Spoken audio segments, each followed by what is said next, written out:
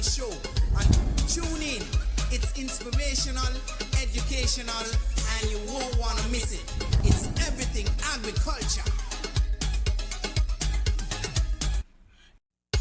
Hey, this man Easy, inviting you to tune in. It's all about everything agriculture with the man Banky and Company alongside Yason Tafari.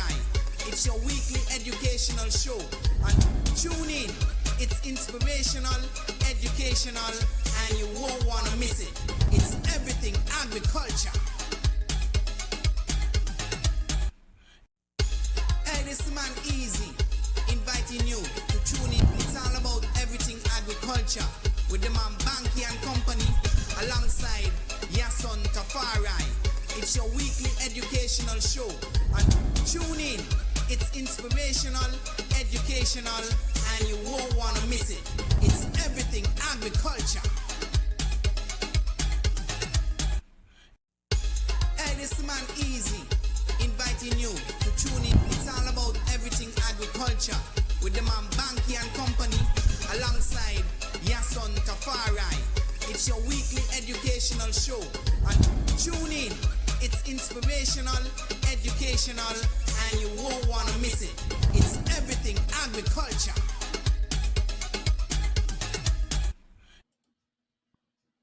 Yes, and good evening to the Everything Agriculture show.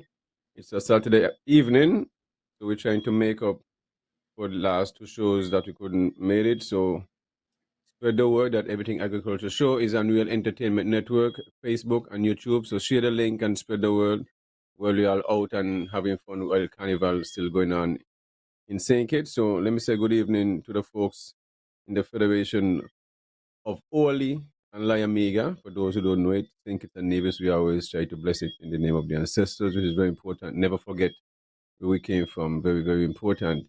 Also, let me say good evening to the folks in the neighboring islands, Saba, Statia, St. Martin, the U.S. Virgin Islands, the BVI, the folks down in Antigua, Barbuda, also folks over in Montserrat, listening Montserrat radio station down in Newcastle, also the folks over in St. Vincent and the Grenadines and all up to Grenada and Barbados and the rest of the Windward Islands and so forth. Also folks in the diaspora, as far as Alaska, seem to have individuals living all over the place, all the way come down to Maine, also Canada, the whole of Canada, Quebec, Saskatchewan, and all the different places, Ottawa. Down to the Florida Keys, Georgia, New York, Boston. We got Boston. Also the folks all the way over in Europe. Not forgetting the folks over in Africa and our students studying all over Costa Rica and different places. Greatly appreciate the guys tuning in. If you just and listening to the sort of our voice, we're doing anything, but you choose to listen to the Everything Agriculture show on a Saturday evening. Yason will be joining us shortly. So I just started the show and we'll try to give you at least 2 hours and make up the time a little bit over depending how it goes and so forth. So hope you guys enjoying the festive season and those who celebrate the Christmas and all the different and Kwanzaa. I know tomorrow that's all at Natural Liberty they will having a Kwanzaa function. Probably start around 2 o'clock until, so if you're doing nothing tomorrow afternoon, just go out and support us. After I leave the farm, myself, I'll take myself over there and be a part and see what's going on and, raise my presence. So this evening, we'll continue talking about cannabis, also food security and the way forward when it comes to developing our nation, when it comes to agriculture. We should always put agriculture first. For over the past years, we seem to have agriculture at the bottom and keep it at the bottom. We are farmers supposed to just have an old truck or old vehicle, live in a shabby house and this kind of crazy stuff. And these things goes not just to farmers, but also tradesmen, truckers, those who look and say, oh, they have a skill set, and then separate them as a profession and put those who in the office and figure out those is who's supposed to have a certain lifestyle or all whatever craziness. I don't know how to cope with these things, but I don't have the brain to think like that or to see things like that.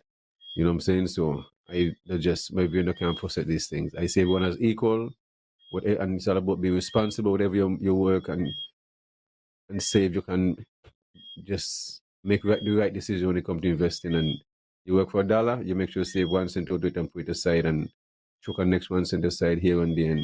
And that is how I see things and how we start growing up. Save, save, save by our mom. So I don't know nothing otherwise outside of that, and not to watch others for what they have. I don't know how to get it, and the evilness they do, people they rob, and all these things. So that is how we look and see things.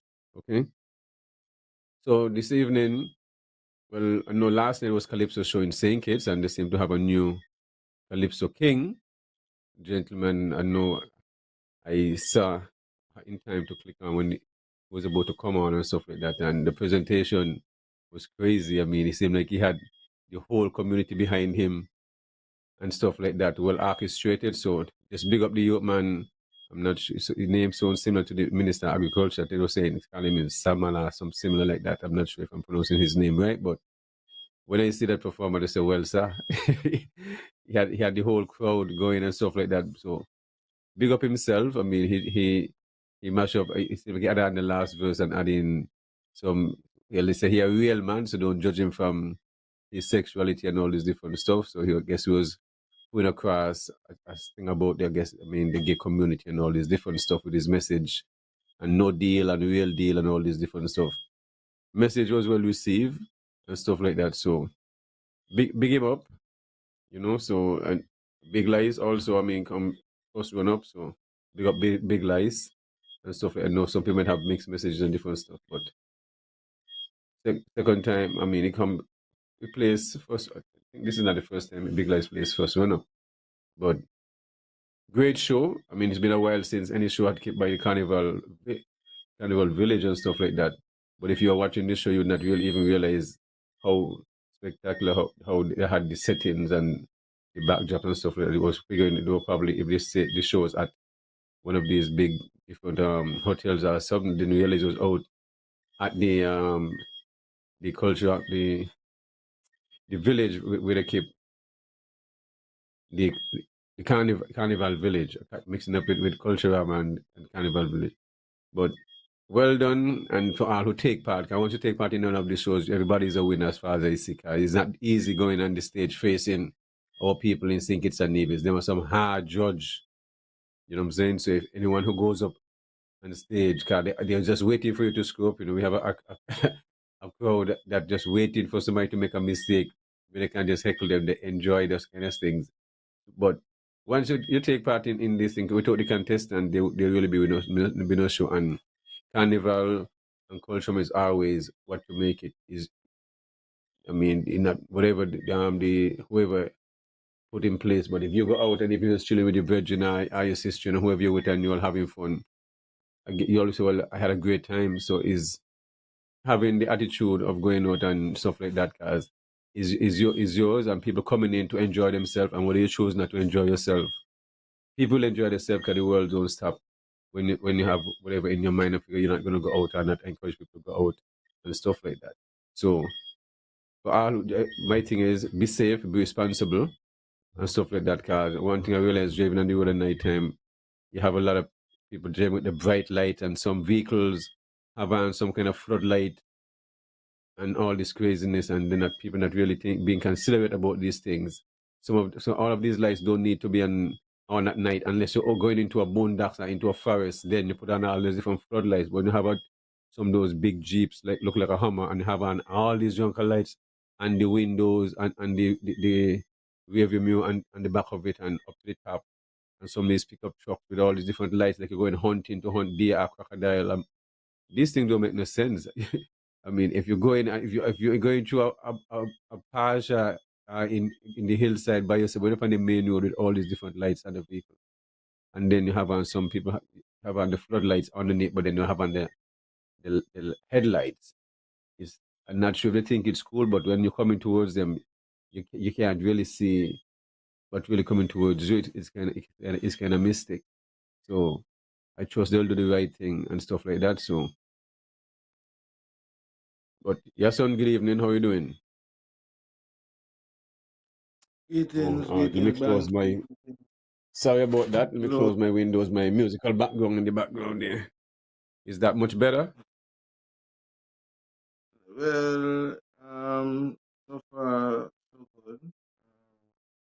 Yeah, giving thanks and praise. It's a pleasure to be You're breaking up a little. culture Can't hear clearly. making up. You, At a different location. I'm trying out a new device and some shift in location. That's sorry about that. you can't hear. You're breaking up, your son. Wow. Yeah, you're breaking up. Check. Let me see if So well, your son organize himself. Good evening. Good evening, everyone. Good evening to those who tuning in, and please share the link and stuff like that. Continue to share the link. Also, right now, I mean, I'm harvesting watermelon. So anyone who looking watermelon, check Mansa's last stop. Only wholesale price to general public to 50 a pound, and we'll be harvesting sorrel next week, just $12 a bag, freshly cut.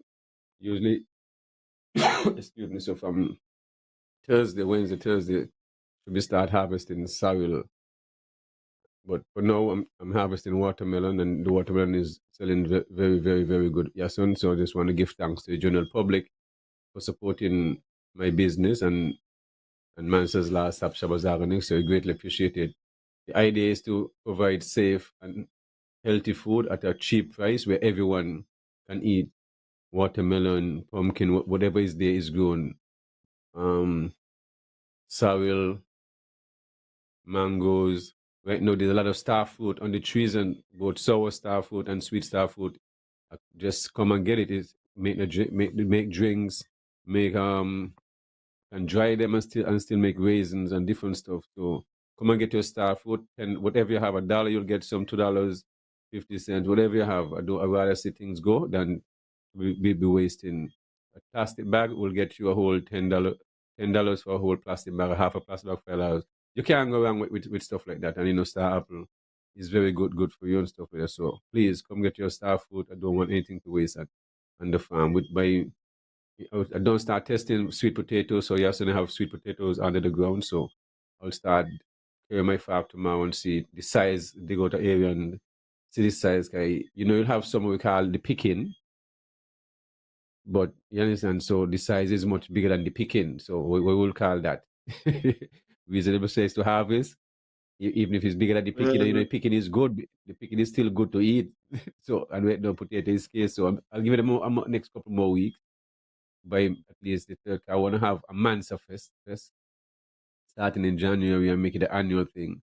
Whatever I'm harvesting, I'll just be selling for the same price to general public and stuff like that.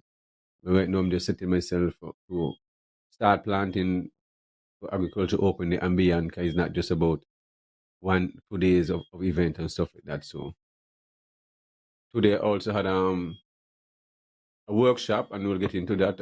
Well, yeah, but you seem like you like a cannabis workshop, which was well attended, and everyone had a very very good time with a different mixed age and gender. So, and that's what I love to see. So if one somebody show up, it's beautiful, and if two somebody show up, it's just more beautiful. And when you have over a half a dozen and upgoing, people have that interest and trust what I'm doing. So I greatly appreciate these things. Continue, your son.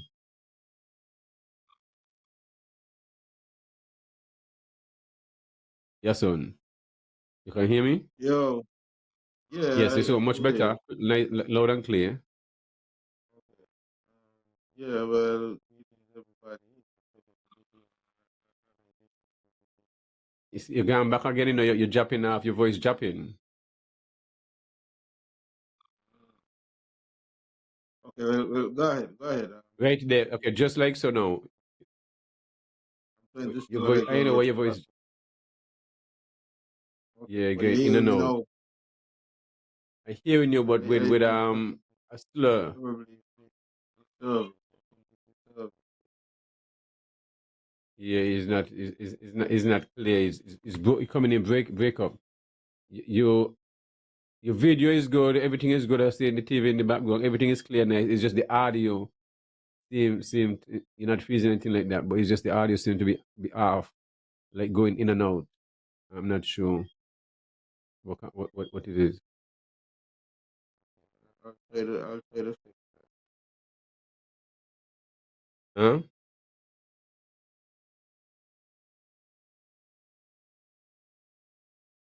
Okay. Well, Yasun, I think Yasun look like you freeze there. You know, you gonna come in and come back, go out and come back in. Well, Yasun sort out himself. Let me say, I mean, give thanks for all those who came to the workshop this morning. Was I'm grateful for that. It was very, very interesting, very engaging, and those who attended the workshop, they seemed to have a very, very, very good time. It was all about grain of cannabis from the history when it started, some of its uses, propagating technique, going indoors with different type of lights, whether it's the new technology, LED lights, the high pressure sodium lights and stuff like that, or going outdoors, going in water, hydroponics, going in different medium, soilless medium like perlite, promix, coconut coir, and peat moss are going in the soil and stuff like that. So, and down to harvesting, also propagating technique of cloning and which strain of the plant is best when it comes to cloning and what would make strong clones and what would make weak clones and the process of how long a clone should take to get a good root system and all this different stuff and what is used for cloning and all this stuff and at the same time while you're growing the crop the final product is all about the curing process and make sure it's cured properly, not too fast, not too slow, because you can get buildup of fungus and stuff like that. So and if you dry too fast then you can have that taste of we call it the chlorophyll and leafy taste. So it's all about growing the crop properly, safe, and so of the pests that would affect the plants was also discussed. Large varieties of pests, the same pests that attack vegetables and fruit would attack the same cannabis plants. So it's all about growing the crop in a safe place, and also the most important part to make the plant grow, the medium you use, and at the same time nutrients. How you're gonna make sure your plant get the right amount of nutrients so it can grow properly. If you're not getting any nutrients, definitely your plant ain't gonna go nowhere. So you're gonna have to know how to nourish your soil and build your soil and make sure you're not depleting the soil after you have completed growth in 3 to 4 months. So then when you start to go again, the plant everything is balanced out. So it's all about doing everything in a holistic way.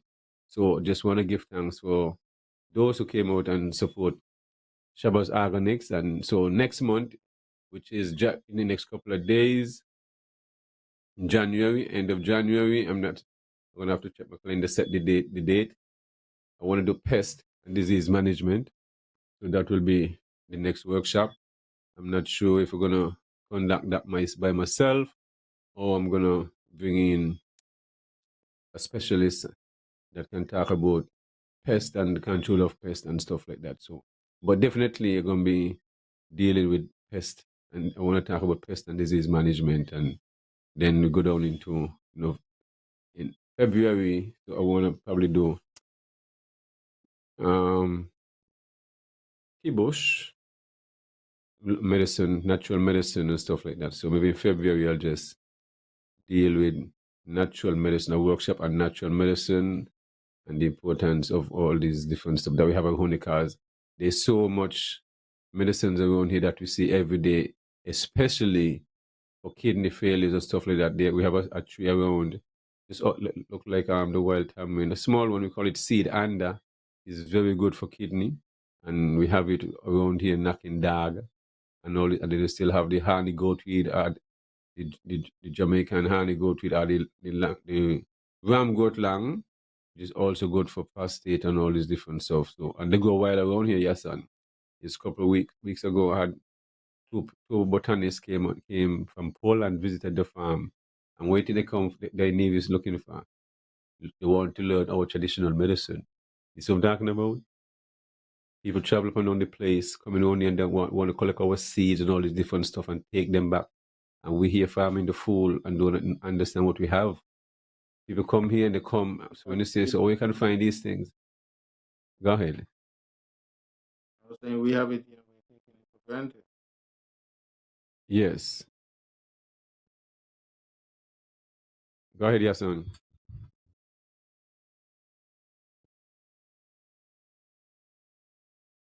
No, I was just saying that we have things there that we just take it for granted.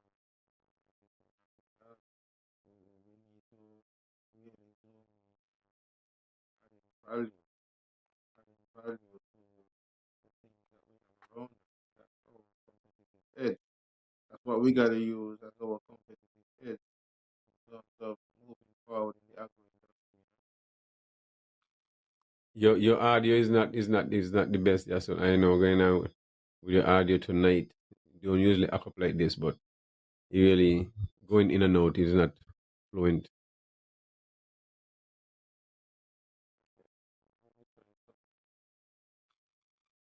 It's not fluent.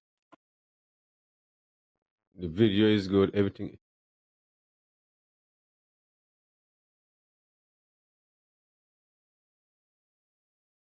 So let me say good evening to all those and good morning, wherever you're at, for those who are tuning in, those in England, those right here in the Federation of St. Kitts Nevis and the neighboring islands. Remember to share the live and continue sharing the live here on a Saturday evening, and we'll probably come back to you next week Tuesday also. Remember, agriculture don't have any half days, so definitely we will continue doing this straight into the new year and right now at the end of the year, non-stop, because we got to be self-sustained when it comes to food. We got to get this food import bill right down as much as possible, where those who producing the food locally can get those money that has been exported out into different countries. A lot of these things just don't make no sense. So there's a new era coming up. We're going to make this thing different, and for the new year, we got to hold everybody accountable, especially in the government sector, because the public sector and the private sector hold people accountable. So we got to hold our ministers of government we put in place to lead the country and do the right thing, be responsible and not be wasting our taxpayers' money. Because you can't be telling us we want to keep raising the age for Social Security higher and all this craziness when you should be thinking about bringing down the age. So you can in. That never works. So right now, we're gonna have to change the change. That's what we're gonna have to, because as far as I see, what's going on right now just really don't make no sense. Because 2025 is about to enter right now, and Nevis, we can sit down and figure out Nevis already feel taking part in the 2025 agenda. St. Kitts have been doing a wonderful job, full speed ahead. Hey, right. Going full speed ahead. But Nevis, I haven't heard him up to now.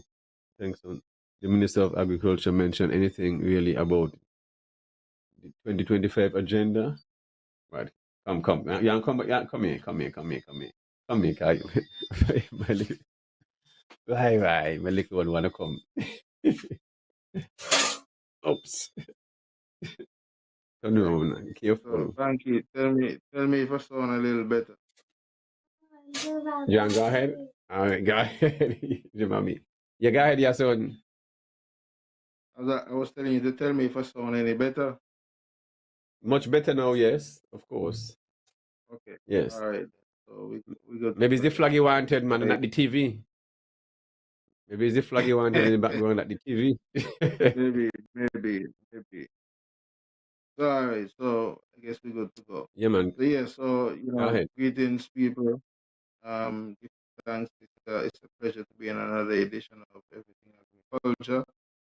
We did miss out last night, but we're here this evening. I know there's a lot that's going on in the Federation. I know that a lot of you may not have expected the show to be this evening, but we're here nevertheless. We're here and we're going to um, provide you with valuable information in regard to agriculture and what's going on so I would have heard some of what you were talking about. I guess this last part, a bit of that. I don't know if it's cannabis you were referring to or if you were referring to the 25 by 25 agenda. Well, the Um, 25 by 25 either case, agenda was saying that, when it comes, yes.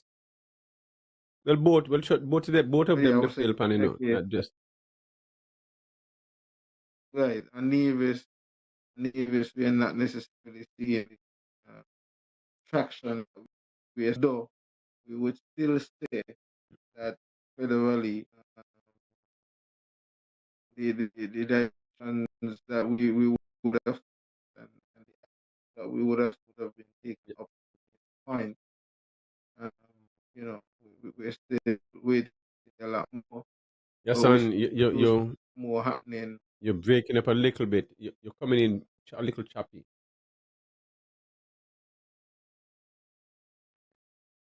We're seeing a little bit more happening in kids than is happening on Nevis.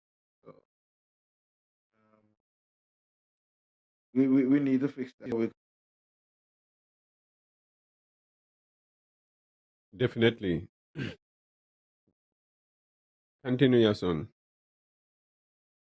Yeah, no, you go ahead. I was saying that we need to fix that. We need to fix that. Where it seems as if a lot more is happening on St. Kitts than happening on Nevis, where Yes. those two things are concerned: with cannabis and the 25 by 25 agenda.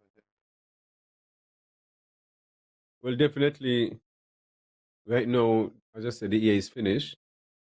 So I'm not sure the way forward in 2025 how the Department of Agriculture and the Ministry going to take this forward. Because definitely they can't be saying they're working towards 2025. It means they'll come back and say they're working beyond 2025 into 2030 or 2035 or 2040.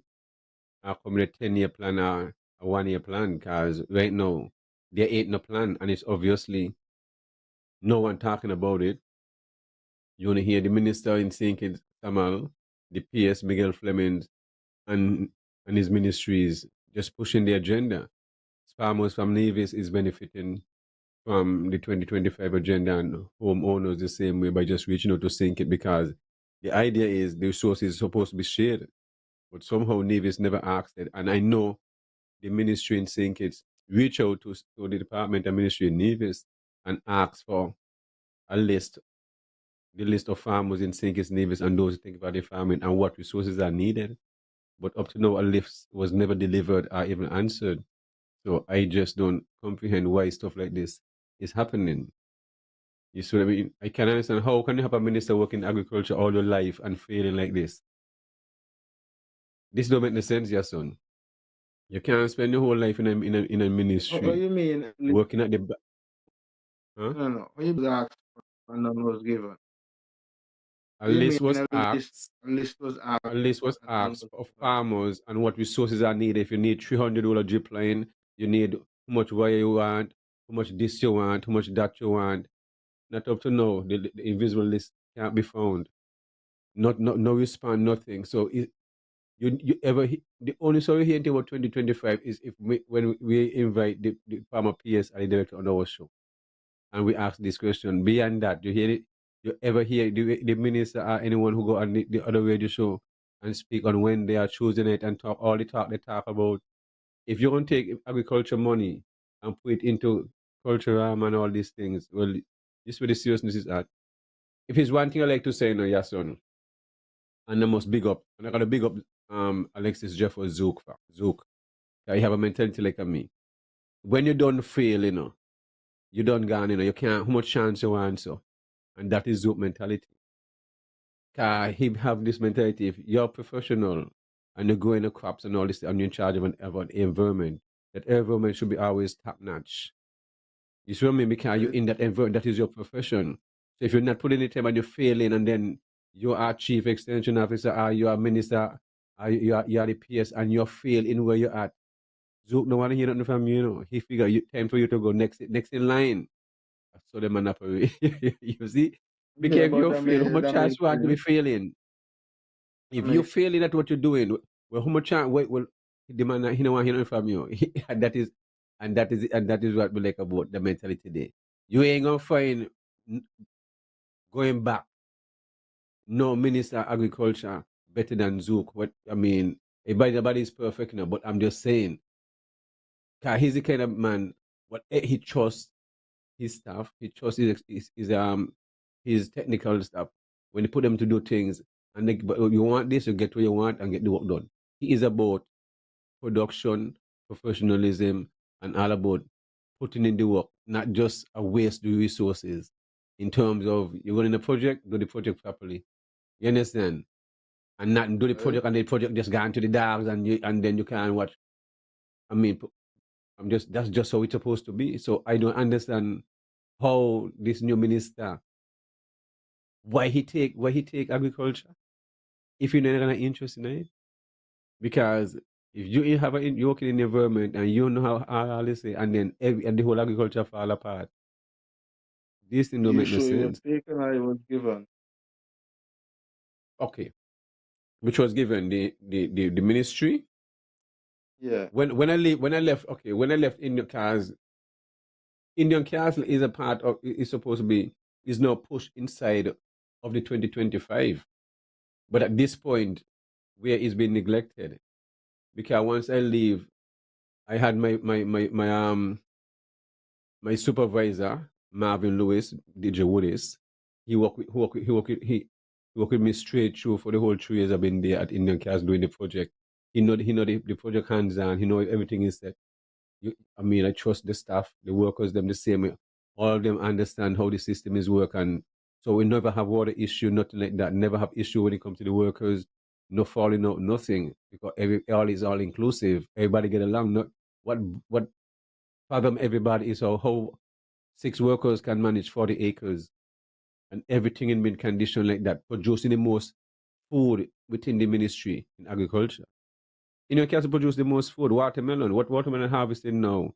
If it was at the Ministry of Agriculture department, I would be growing those same crops at Indian Castle, taking them to the marketing division, they're selling them and send the money to um down to clerical, and then the money goes up to the ministry and goes into consolidated funds. Thousands and thousands and thousands of pounds of watermelon, hundreds of pounds of soil, cassavas. You understand? But this new squash that came out, winter squash, and then when marketing have different seeds, they will use me to run the experiment to grow these different type of watermelons and stuff like that. Banky, we get some new seeds. I mean, I can't help because I love doing stuff like that. So I was Indian cows was used as experiment, and within 1 week everything fell apart because the farmer PS told the minister leave Marvin to be in charge of the project as the manager. No, the minister said he don't want the minister said he don't want that. He want his friend to be in charge. So he put his friends in charge. But if you don't put your friend in charge, well, your friend's supposed to make you look good, ain't it? Well, how your best friend gonna make you look bad? I don't get that. If you put holidays and if you're the manager, as I used to do for me, first thing I'm the first one in the estate. You cannot be managing an estate or managing a farm and not be on that job at all time. Your place is to be on that job, to be nowhere else but on that job. The only so you have to go to an Right? office because office is at that project. But this everything is I don't know. So the people are gonna have to make decision in the near future how they want to if they want to continue wasting taxpayers' money and all this stuff, or they're gonna be start holding each and everyone accountable. Because you see, these are the situations where you see people gonna come and make noise away. They don't want everybody to get double salary and all this thing. Because when you have people failing and showing up on the work, don't exist, and still getting equal pay like those who getting equal pay, you can't tell up to now you can say you plant one seed and produce one okra. One okra, just one okra plant or one soil plant. So how can you have so and you're paying the staff? You're not the staff not getting along, no food is coming out, no water is there, crops are and then you have a project where you have bell hot peppers and peppers them dying. So the general public would like would like answers from the ministry, from the PS, the director, the deputy, and also the whole cabinet. Because I told the minister, you know, But how would that be yes, dealt with, especially the hot pepper project?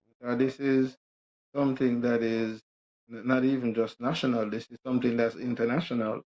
Um, how is that going to be dealt with in this sense that it is a pilot project to be done on St. Kitts and Nevis? St. Kitts would have gotten their start and doing what they're doing, and Nevis seemingly just neglecting a project of that magnitude. Um, how would that be dealt with? From a ministerial and a contractual standpoint with the institution that they're working with, because it's a wonderful opportunity. I would have heard a lot of things. People have their talked about the project and so on. But yes, I think it's a great idea and opportunity, and one that I think should have been grasped um, um, and taken very seriously. I have my little views on a different tangent, but in regards to that project overall, I would have want to think that that's something that the government would have taken seriously, and at least would have provided an opportunity for a number of farmers who could have, eventually roped into grow um, as the demand would have been increased, because this is a pilot project. It means that if you do good, yes, then it means that they would have increased production, you know. of So course. it's sad to hear that, really sad to hear that. Yeah, but if we're gonna move into and continue moving to achieve, well, let's forget about 2025. When we speak of 2025, we'll have to speak and sync it part. We can't say Navy's part. Yeah, you can't if sync it done gone 2 years ahead in the project. Over a year, give you understand? Moving forward, we not Navy's ain't start yet, and yet you want Navisions and farmers, backyard farmers, anyone who take part in the 2025 to you're gonna give them discount going to buy fencing wire and get a discount when giving them a free fencing wire, free fencing pole, free drip line, free banana planting, suckers, thousands of pineapples, over 100,000 pineapple they're bringing, almost 120,000 banana planting, 60,000 each, wires, water tank, monkey fence, you name it, they're giving it away to both backyard farmers and commercial farmers.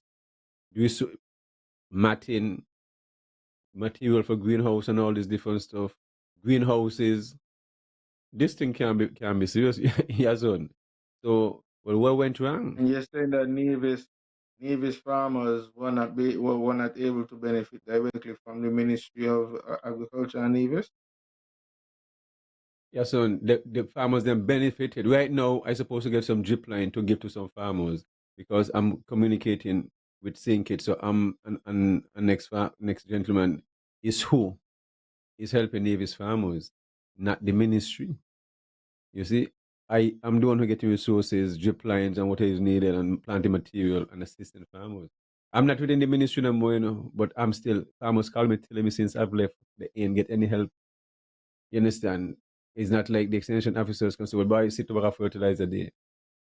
You understand? And all this and that the resources should be used. If you see if you're an extension officer in charge of an area and you see a farmer doing well and you figure, well, I think the farmer, you understand, deserve to get you should be able to give him well, say about a fertilizer, see something here, whatever, see a drip line. You understand where I'm coming from? Because you're Mm-hmm. taking his information and you see he's performing. So your job is to use your initiative and say, and you put it in your report.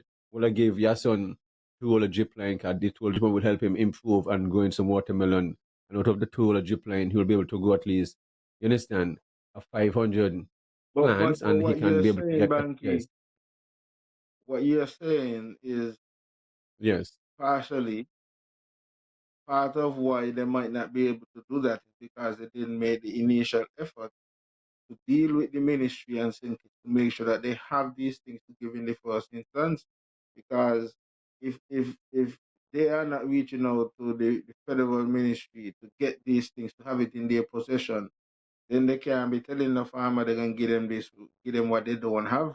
So first, I think these are some of the things. So something is not necessarily going correct in terms of the communication. Maybe communication is being made, but not necessarily in regards to things that should be communicated in relation to the farmers accessing these kind of benefits. Because this is crazy. Basically, what I'm hearing Okay. here Well, is I maybe have a about solution, yes, crazy. son. I have an easy solution to the premier and to the cabinet. As I told the minister when I sat with him when he called me to his office when I was leaving and offered me back the same position that they've been giving me when I want for to give me. And I tell him I don't want it, keep it. You want me, you pay me for my knowledge, and that's it. You see what I mean? I don't I can You can't give me when I want. I never asked for a position, never asked for a raise. So no you wanna can and the minister he's out of order because his job is not to offer me no position. That's not his job.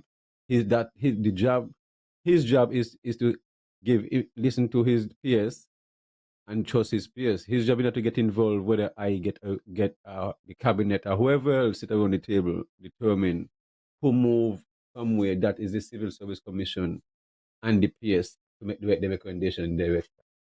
They'll deal with people who understand their rights and who understand our system work. But they'll constantly deal with people who don't understand their rights and who understand how system work. That's the difference with me. You understand? And who don't settle for less and who stand firm and watch people full in the face. Because the minister is out of order, not to let him know he's out of order. That is not his business. He don't represent me. He cannot speak for me to the Civil Service Commission. That is not his business. Ain't no one in the department perform better than me at no time. You understand? My mark is always one, excellence. So how you want to have me in the same position when no, you put in somebody there who on paper more qualified than me, but I fail. So how you gonna explain that one day to the general public? How can you explain that one day and yet you want to take these sources and let the farmer PS order all over 200 roll of wires, piping, drip line, all these resources and put the same person you put there at the Indian castle to do, you want to develop the next 65 acres? Well, you have to explain that one day to me then. How you gonna put somebody who fail? And this is secondly talking about the fail of the treatment of the dogs and the workers. We're back around it again at the end of the year. We talked about early up in the year before June, right? We spoke about that because some experts have taken some pictures. Do we remember that at Indian Castle? So how now you want to put that same person who don't care about it? That was there before too. Now we put them back down there and you want to put them to run 65 acres, 40 to 65 acres. How this makes sense? My thing is take the resources and for the way forward to give them out to general public. And that's what general public and the farmer should stand for. Because if the department and the ministry and the cabinet decide to carry one back, where is government back and start to clean any land at Indian Castle and that next side, there will be a one-man protest who want joining, but I don't care. But I will protest that other side because I know where you can maintain and have an interest in 40 acres of 8 acres of coconut trees, So avocados, Banky, citrus, and going to the Banky, dark and you want to start the next one. you What are you planning that? you and your one man protest. The man gonna say Mm-hmm. ignore the noise and they're gonna take Put the me on a problem with pictures that, your son. and then The they're yam, gonna post and they wait, mm-hmm. hold on no. Yes. They're gonna post the Mm-hmm. narrative. I remember when they Mm-hmm. done clean up the land or whatever, they gonna put up the pictures, just like how Mm-hmm. they went and paint up the tennis court up by the high school and then said that they built a brand new tennis court, right? Really? And people from overseas who might not have known see the picture and say, well, by this look like a brand new court, not knowing that the court was there all the time, but then they just paint it up. Um, the hospital wing um, didn't finish, but they went and painted it up and get some nice pictures and put out and so on, and these things are able to work. So to you, it might not make a lot of sense, and to us, it doesn't really make any sense, other than wasting our taxes. However, in terms of political gains, it may make sense Mm-hmm. for some other people.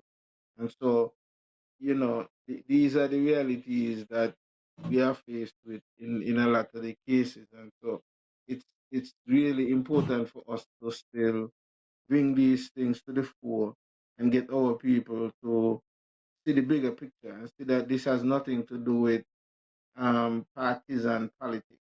It just has to do with you as citizens becoming more aware of what's going on, so that you can Yes. begin to hold those who you elect and who you give your wallet. Because technically that's what it is, Your taxes, when you elect these people, you give them your wallet technically and tell them do what you want with the wallet. Then even when you empty out, Yes. come back and tax me some more. You know what I mean? And that's how it is.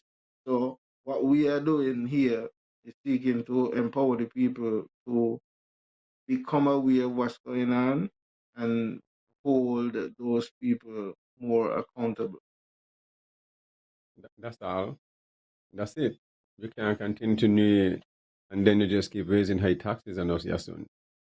We have every Tuesday, we have boats coming here with loaded with containers of food. And we are in a place where we're getting so much rain, yet no, you can't get sweet potato. I mean, right now, I'm only thinking me and my good friend, my cousin Quincy is harvesting watermelon. Not sure if Quincy still having watermelon. Just me alone gonna be harvesting into the new year and stuff like that. Sorrel, I'm not sure who else have sorrel right now. Cause it's just the mother call I'm getting for sorrel. I can't know if I'm gonna be able to fill all these orders. Cause it's just so much. 20 back, 20 back, 10 back. You understand?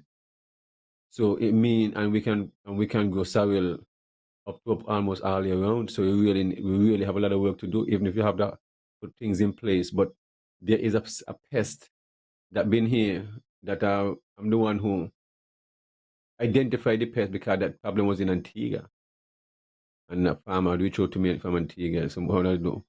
And when I realized, I tend to look and start to look, I was asking me if the pest was down here, but then I realized after he mentioned it to me, but in the department, we're gonna have to really be doing something about this pest. It's Asian hopper, a small green hopper, which affects sorrel, eggplant, okra, Mm. and a few other crops. Terrible, you know what I'm saying? Terrible, and it's hard to control. But there is nothing being done within the ministry to control that crop. So this is gonna have to be addressed. You understand? I've spoke over and over, but these things have to be addressed. I wonder if the minister know about these things. He seems like to be not understanding what is going on. But these things have to be addressed. Because if we're going to be pushing these kind of crops and stuff like that, at the same time, we need safer chemicals also. We can't use so much harsh Right? chemicals because if we're going to be using these harsh chemicals in the red, that's going to affect in our bees. And so the extension officer, one of my farm last week, and one of the things they're saying is that a lot of areas in Nevis having issues when it comes to seeing bees. A lot of bees, they see bees in other areas. So I was asking, well, how, if they ain't having bees, what about the pollination rate of a lot of plants? They said they don't Mm. know. So these are things the department going to have to also pay attention to.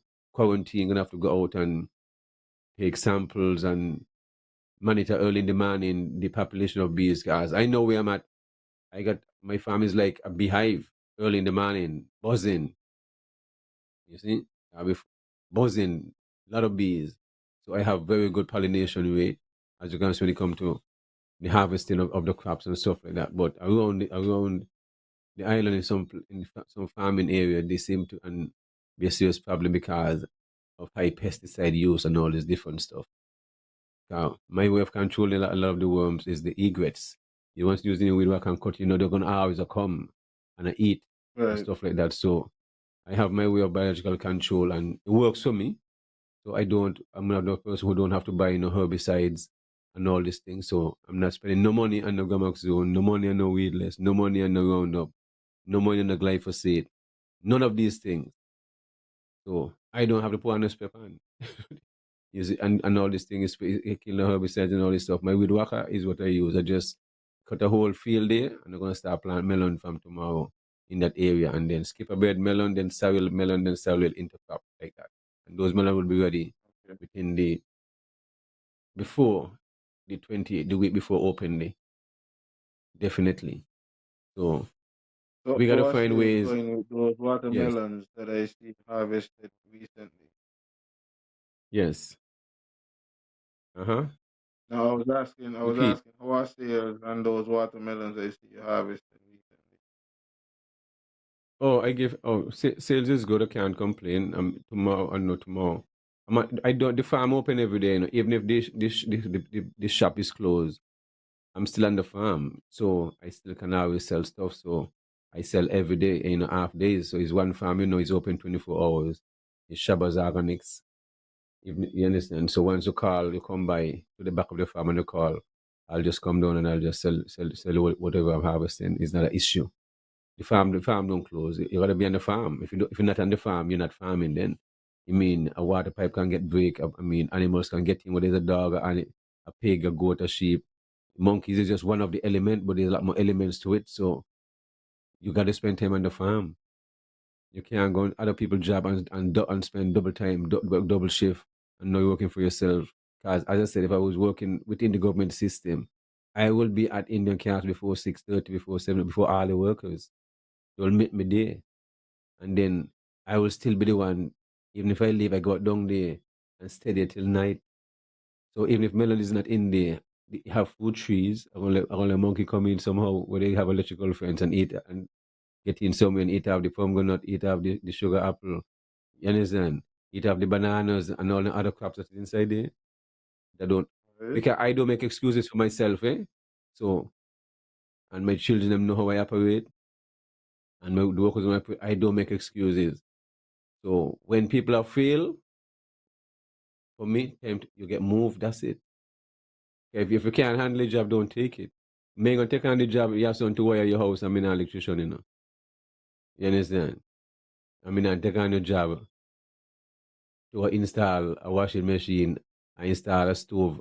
Nothing but you understand all these things.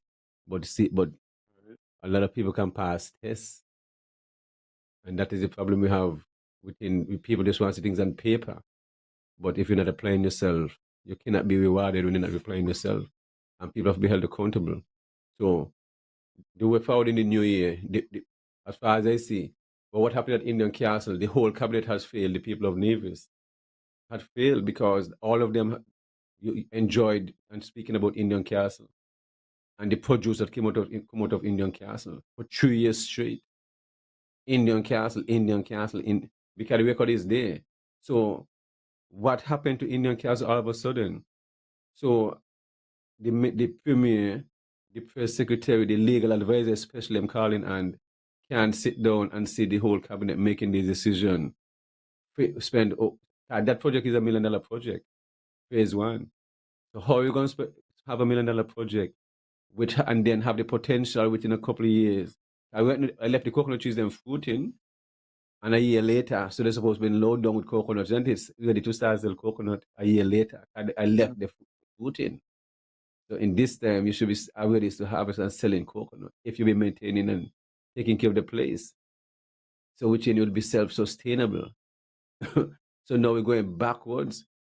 So as far as I see, the whole cabinet need to be fired for these kind of things, and the legal advisor need to make the cabinet be responsible. Otherwise, we are she, whoever the person is, themselves is accountable to, and that is how you have to deal with it. Because they all came to Indian Castle. They all brought the Taiwanese ambassadors along with all kind of other guests down there, and that's what it is. So how no, you can just not even utter a word about a project like that, but you want to start and even a much bigger project. Well, this have to be Dali House, yes, son.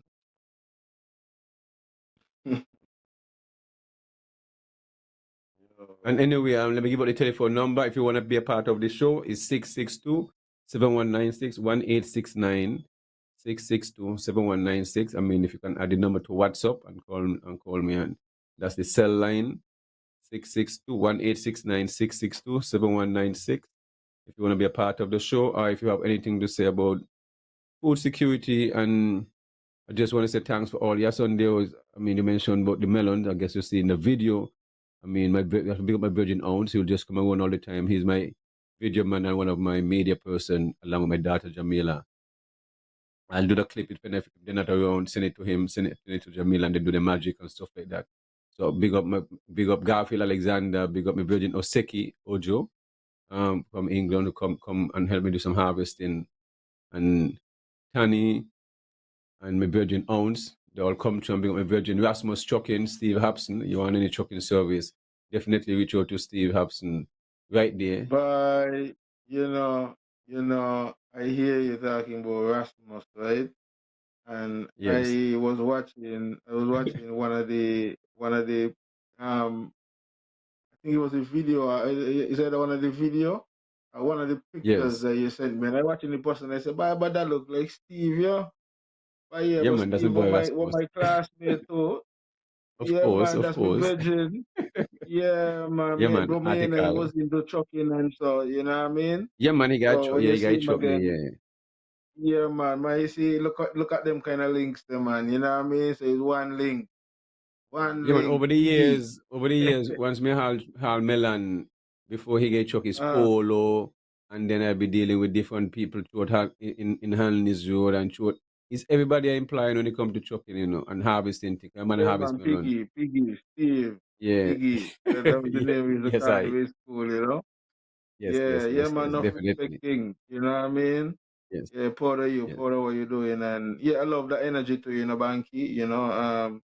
You give them man a job and, you know, like Of course. share the wealth, let it That, go circulate in the economy. yes, And I think when some of these people who are in these places do get that understanding, of what it really means when you're able to spend the money in within your people a couple of times before it even leaves the community. yes, This is how we used to do it back in the day. So you had the little mom and pop shop, and you had the fisherman, you had the carpenter, and everybody worked with everybody in the community. So the carpenter, he gonna get a little carpenter work, do a little carpentry. Somebody doing a little construction, they gonna help build the house, and then that person is going to go by the person in the community who got the shop and support the person in the community who got the shop. And the person in the community who may be selling kerosene, or somebody might be selling, you know, um, something else, that is in need in the community. And that is how we used to build our community. But a lot of that is not happening yes, anymore. We are not seeing the need to invest in the farmers and invest in the local man and the local vendors, and the contributions, the significant contribution that these things make. And so I really give thanks when I see you, do things like these. Um, Really, really, really touching, and that's what we really need so that we can, fully support each other and really rebuild our economy, and at the same time empower our own people. We need that. We need a lot more of that. We need to see a lot more of that. And I think farming and yes, agriculture provide that opportunity and that avenue for a lot more of our people to get back into that sort of life, that bartering, that trading, that you know, um, looking out for each other and supporting each other and helping each other to elevate to the different levels. Um, as you're talking about certain grades of um, crops that you were talking about there. Some people know who might be making sweet potato pie or making kanki or something like that now might be able to get some of mm-hmm. those grades that you're talking about that might not necessarily be pickings, but a True. little bit bigger than pickings.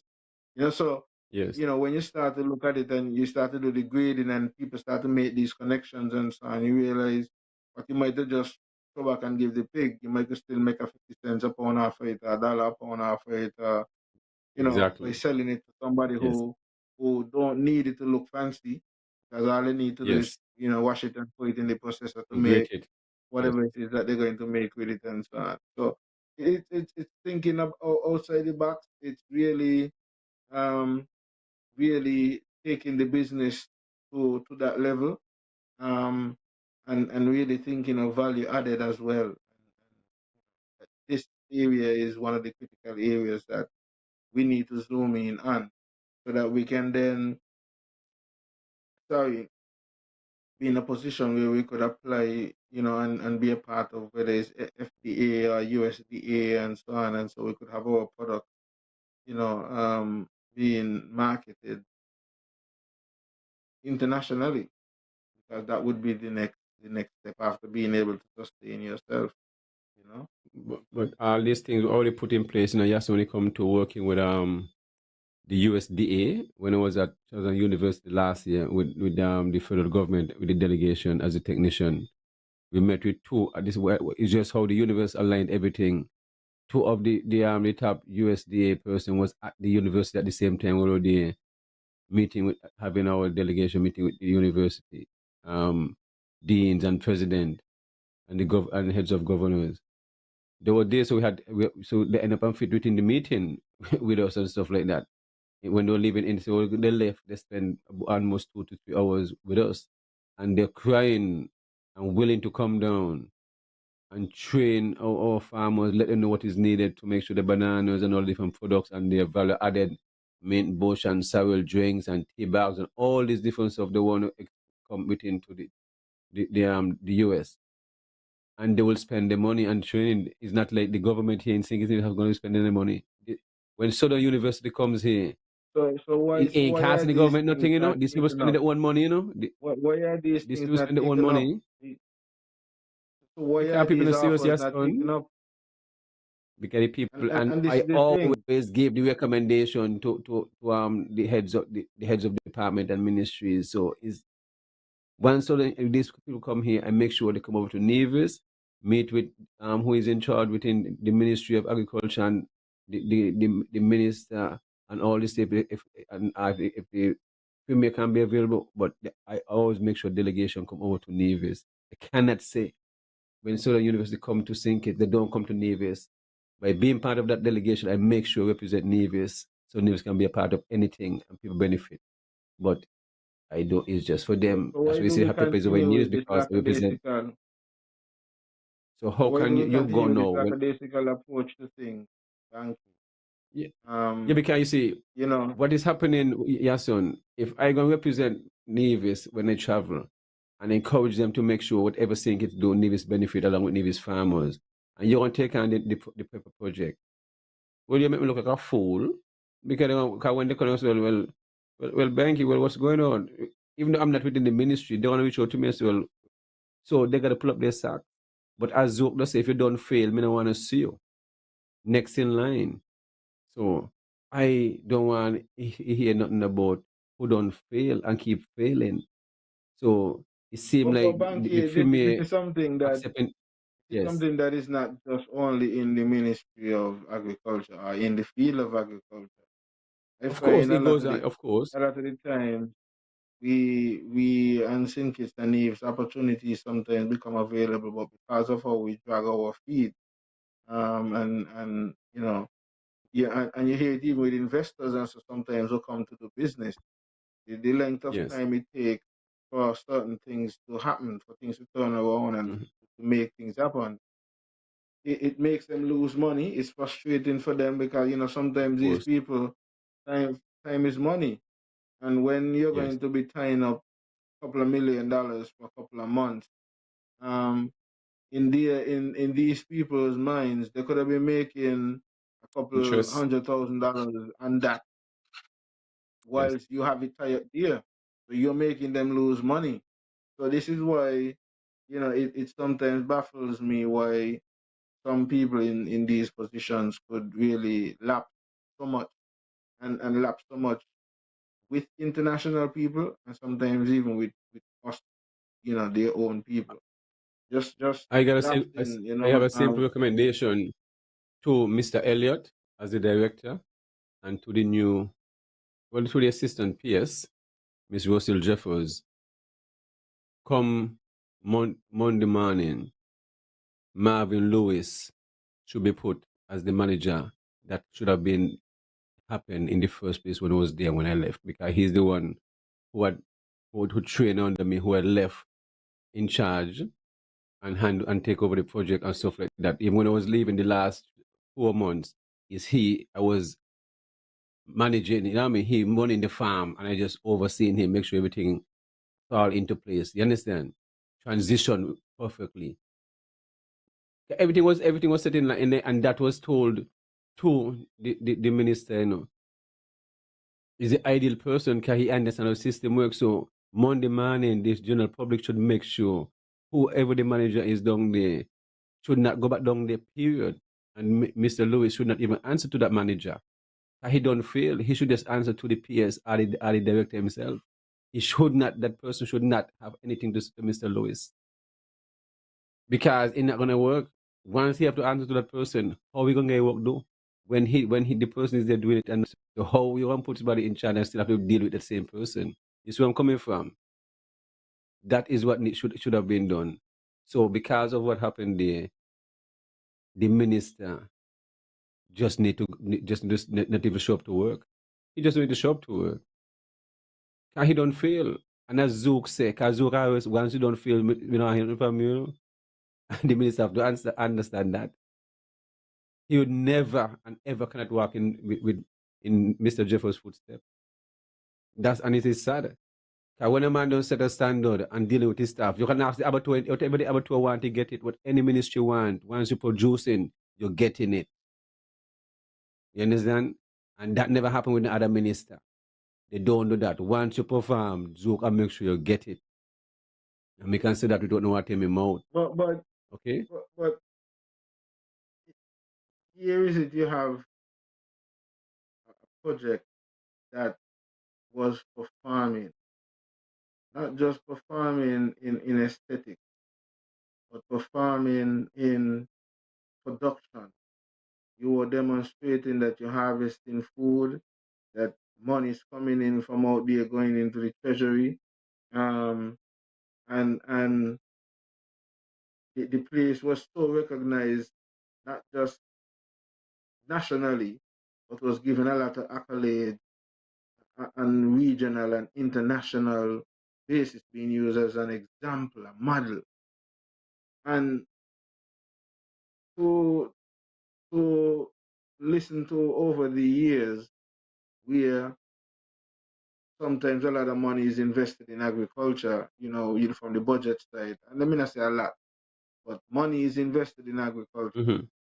Sometimes you don't necessarily see as much in terms of the returns to say, okay, at the end of the year, agriculture made 5 million or 6 million. But here is it, you had an opportunity where you have a venture that was seeking to put yourself into that position where you could now say, here is it, we're making X amount of money at the end of the year based on what we have been putting in, based on what we have put in. We have a venture here that is now bringing returns. So the agricultural ministry can now boast and say, okay, well, you invested X amount in us in the budget. Here is it that we are now bringing back this amount on an annual basis, and based on the projections, as things continue, then we can look at increasing that. And then with the start of the other 65 acres now, we definitely now would be in a position where we could double or triple whatever it is that we're doing right now. And seemingly that vision is not necessarily seen.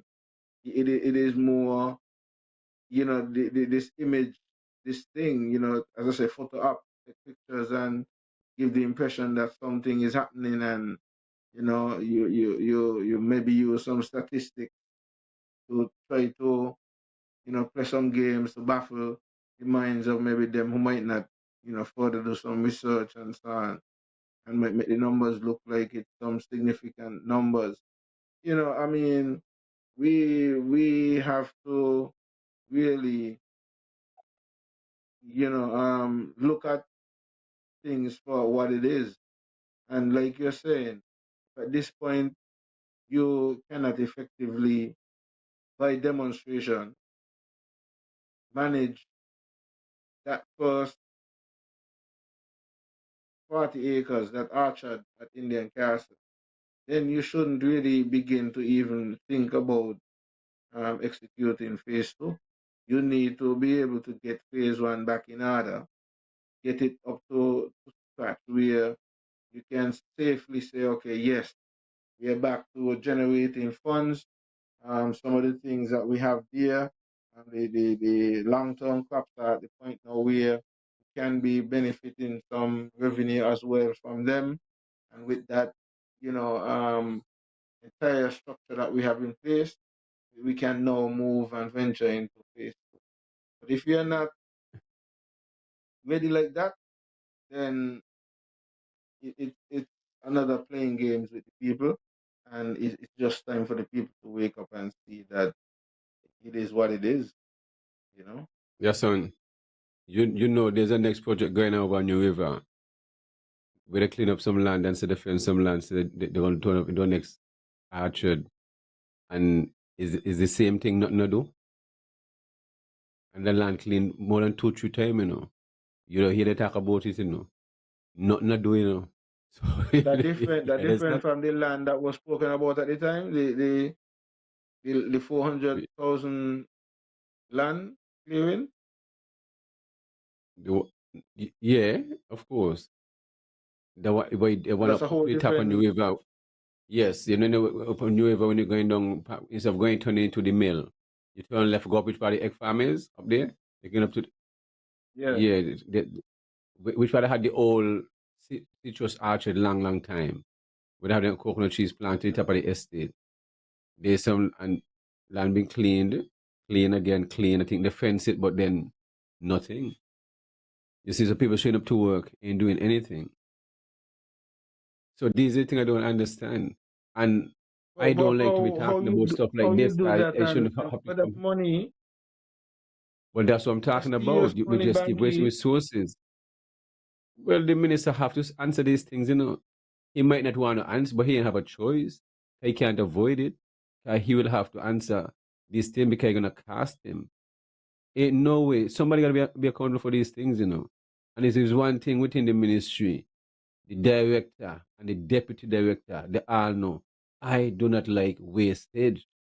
You understand? They know I don't, and they know how I tell you how it is. I don't butter up things, Virgin, because we are professionals, and we should, if we're put to do a task, you should do it and be around that project when you're doing that project, and I show all the extension stuff. You're gonna be managing this estate, and you're the form, and you are the manager. You're supposed to be there before the workers them reach.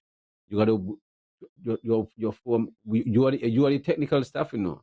You have a foreman to work, so you're supposed to be growing the crop, guiding the foreman, not the foreman doing what he wants, you know. Are you are the one who is a technician, and that will be put in the extension, the extension, the young extension them, not letting the foreman use what kind of chemical he want, and you don't know what chemicals be used on the farm. If you don't want to use those anyway, you don't use it. It's you running the estate in a professional way, and showing the workers them how it's supposed to be done, and not them doing what they want because they don't understand the grain of crop. They're going along with it because you understand, but they will just do what they know is best. Is you gotta lead the work. But that's not happening. You see? That's not happening. So accountability is key. So you have Indian Castle project going down, and you still have up over in the river going down. You still have the next area where they had planted 6,000 15 about 1,000 coconut trees, overgrown, cleaning, overgrown.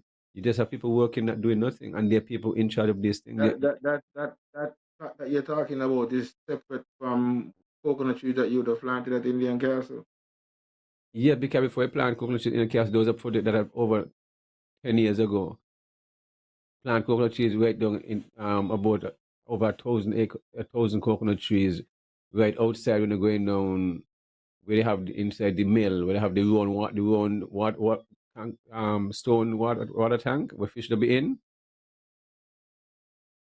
There's almost like a 7-acre plot there that half of it was in coconut trees, and you know, but overgrown and different stuff. So that whole land have been cleaned again more than 4 or 5 times, and the coconut trees them has not been taken care of. At one point, when Jeffers was there, they wanted to dig out those coconut trees and build an Indian castle by me, you know. That's how bad it was. You understand? Really? Wow. With the same time mind. when they don't want, when they don't want to pay me. You see all of this thing going on, and they want to bring the same frozen coconut cheese for me to look after. For Banky, something like that, all You you can make up need these is things. irrigation.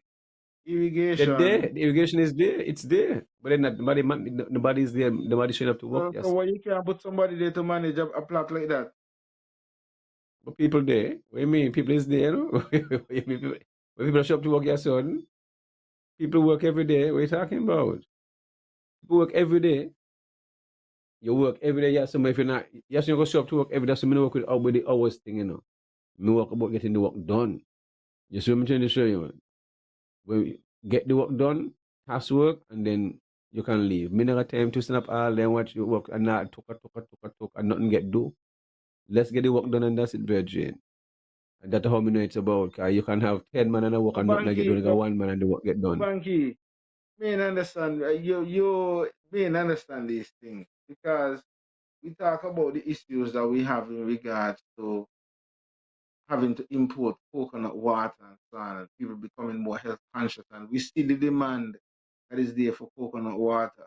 And you have an opportunity to create a coconut water, put yourself in a position where even though you might be paying these people up front and you might be looking at, well, I have to pay extra money. Well no, and it's not even extra because you're now saying that people are actually working there. All you need to do is Of course. organize these people so that they can be more effective. And then in the Yes, long son. run, you start making money from harvesting and bottling these coconut water and all of these different other products too that you can make from the branches and the other parts of the coconut and so on.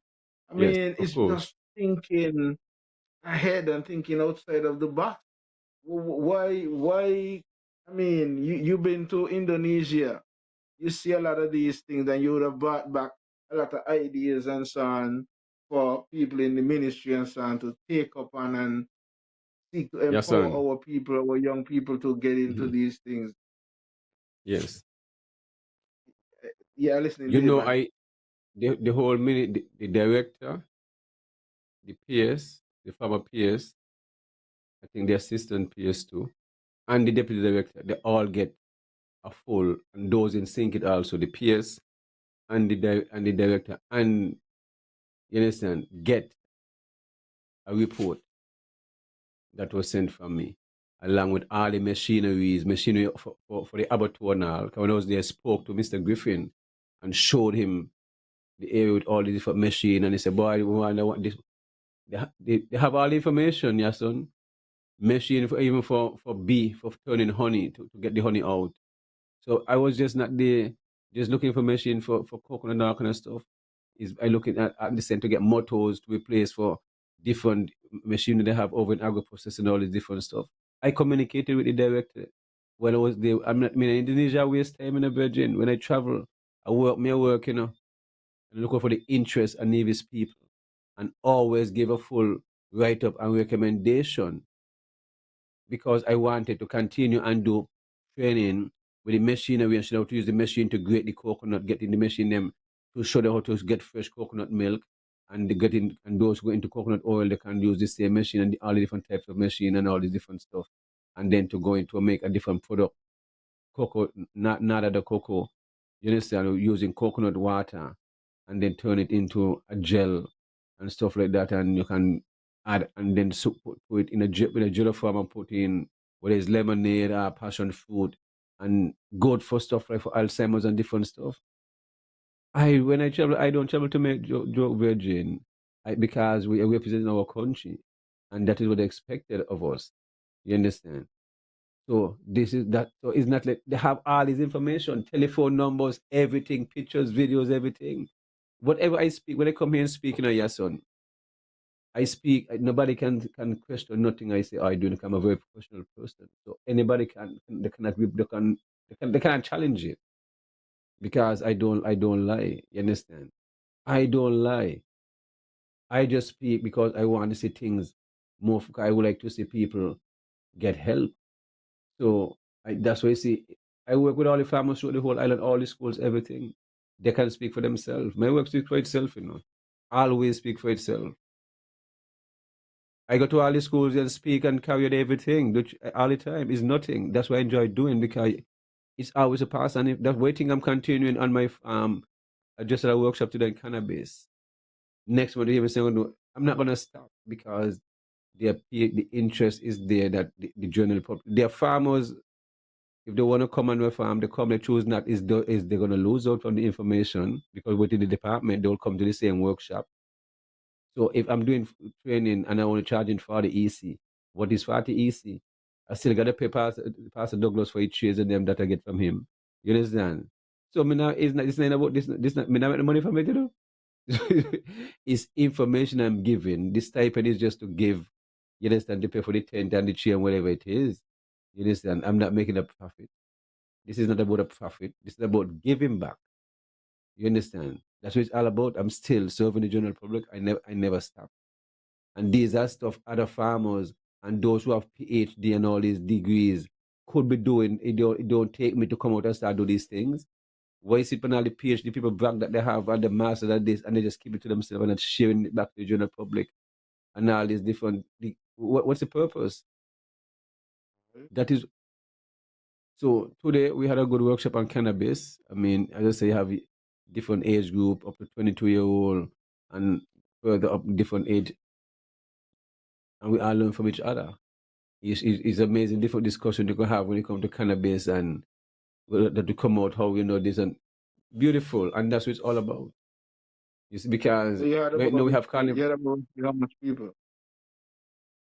Well, it was close to a dozen, but Okay. even one is good. You see what I mean? So so little is much, because you only take one. Somebody can make a difference, and I understand that. No, I thought that one I was person, just trying yes, to check. I was just trying to get yes. the feedback from the public to see if it is something that you would have to, and I guess probably you would have to do it again because I guess people might be requesting Well, a of part course. two. Yes, well, the workshop is all the workshop is could be done anytime, and if you want to the work, if you miss any workshop, you can take people come and take the workshop them all the time. Some come and take two workshop back to back. Some will do one, you know what I mean, and stuff like that. So it's not an issue. Even the workshop don't have to be on that particular day. If you can make it on a Sunday, or you can request it to be on a Tuesday or Wednesday. You understand? I accommodate Right? each individual group or whoever. You understand? So it's not have to be if you miss that particular Saturday. You can the workshop is not available, and my daughter is trying to make sure she can look out to put it on a website where you can have a small stipend and view the workshop the same way.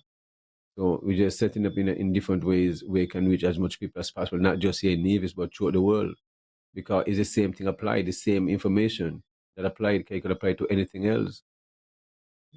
So that's what it is. But yes, son, continue talk and go outside. I'm going to get me charger for this computer. I see make it battery on now. Okay, no problem. One of the things that I want to begin to put forward in terms of an effort that we really need to seriously take in regards to food security is um, and we can't just wait upon the Ministry of Agriculture to do this. Someone or some of us would have to take the mantle and begin to create what I call and what many call seed bank, where we start to store our seed. We need to begin to store our seed, whatever varieties and so on that we have. You eat your food, put the seed in some kind of container, let it dry. If you're not going to grow it, you can, give them to a farmer friend of yours or something so that they can store it. Or you yourself can start your own little seed bank, find a little place, Yes. and do a little bit of research and find out what conditions are best to save the seeds under and so on, and save as much as possible because there's a lot that's going on in terms of genetically modifying a lot of seeds. and foods. And so we who are in the Caribbean and in the tropics who still have a lot of indigenous foods and indigenous veggies and herbs and wild plants and so on. We need to make a conscious effort to start to save a lot of these seeds so that our future generations could benefit. Whether it's your child, your grandchild, your great grandchild.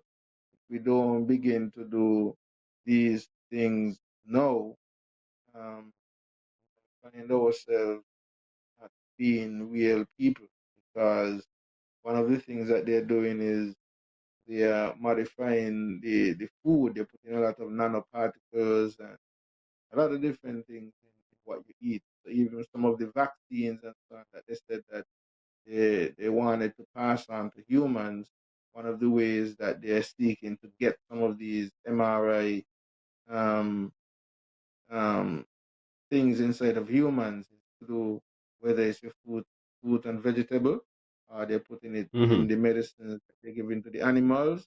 Then you eat in the animals, and then it become a part of you. So this thing is very serious, and it's not about scaring you. It's about informing you so that you can really start to begin to pay more serious attention. So the effort to save your seed and create seed banks.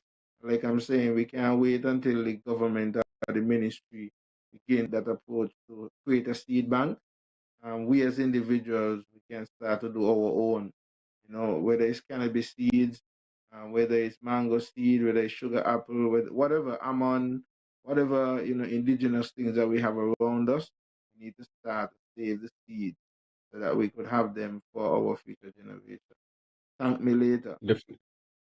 Yes, yes, and that's very good. I mean, I'm one of those person who tend to always make sure saving my seeds. Right now, I'm just saving several seeds because when I started the project, I couldn't even get one several seed from all those farmers I give away several seed from.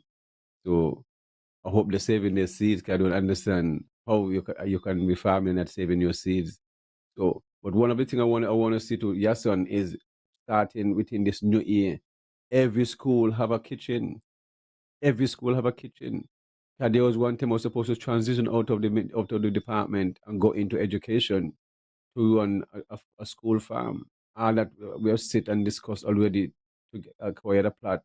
At the same time, I sat with the nutritionist, which was Renel Daniel at the time at education, but she's no longer there. I'm not sure we come up with that project because she have a very brilliant idea. We'd have the school meal have a central project where crops could be grown that is being used. Because I had a head chef, Michael Henville. So I collaborated with all in that area. And I was supposed to, but then I guess nobody want to let me go because I don't went straight up to Wakeley Daniel. And that was to get some workers within over in St. James. We would have two workers running the school, the school over in St. James and the OJN. You see what I mean? And then in town area, and maybe St. Thomas's and one at Charleston and the Gingerland. You see what I mean? So you're providing work within those communities at the same time. And then I'll just drive everyone, make sure And the it would have resources, been life saving, because you're of helping to course, save the lives of the children in the long run, ensuring that they get healthy, chemical-free food to eat, and at the same time, you helping the economy by them not yes, having any schools, not having to purchase this kind of food, because the children are growing it and being a part of what they eat by having that experience of watching the food grow and learning at the same time, and learning to be grateful that they can contribute to their own lunch or breakfast or whatever it is that they do have at the various schools. So that is something, and again, it fits into something that I've been pushing, where we really need to begin to put agriculture and the curriculum from even preschool.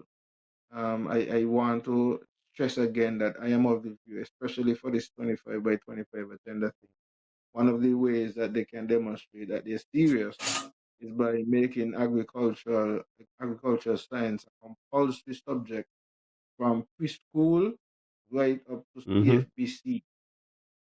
Yeah.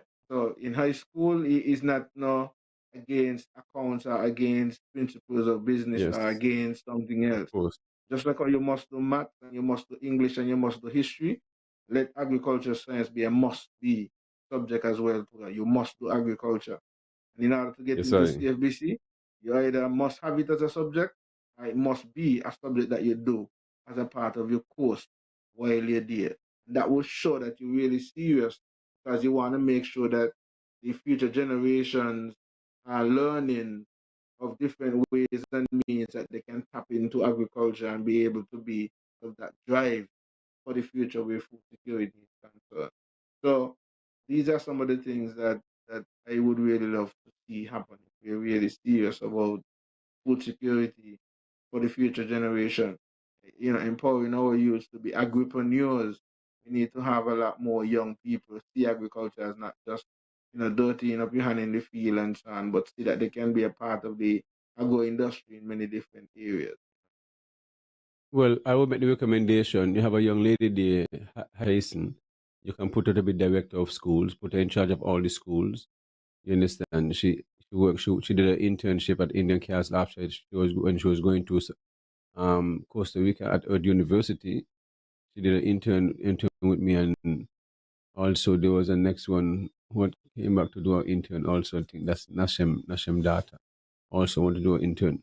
So this is a very serious young lady when it comes to who is hands on, do her own gardening home, not just talking, and who believe in doing stuff in an organic way and a safe way to protect the environment.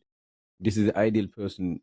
Either you put an Indian castle to work along with Woodies, you put her to in charge of all the schools on the island, and that is where her focus will be. And you give her the team to work at these schools, and you employ people within the community. One can work at two person. You just need Gingerland Primary School, Gingerland Preschool, and they can even extend up to the school there by St. John's, Elizabeth Pemberton, and also to be extended and help also the international high school can also, and you have one who deal with Charleston Secondary and also at Kodak Road by Charleston Primary, and that person can also go over to the two person can interact with the school over in St. Thomas's. So you see how people you have people within the community that quite important. You understand, and also a budget have to be put in place in education for school garden. You cannot have a budget where the schools don't have no resources. They have to ask not even $100.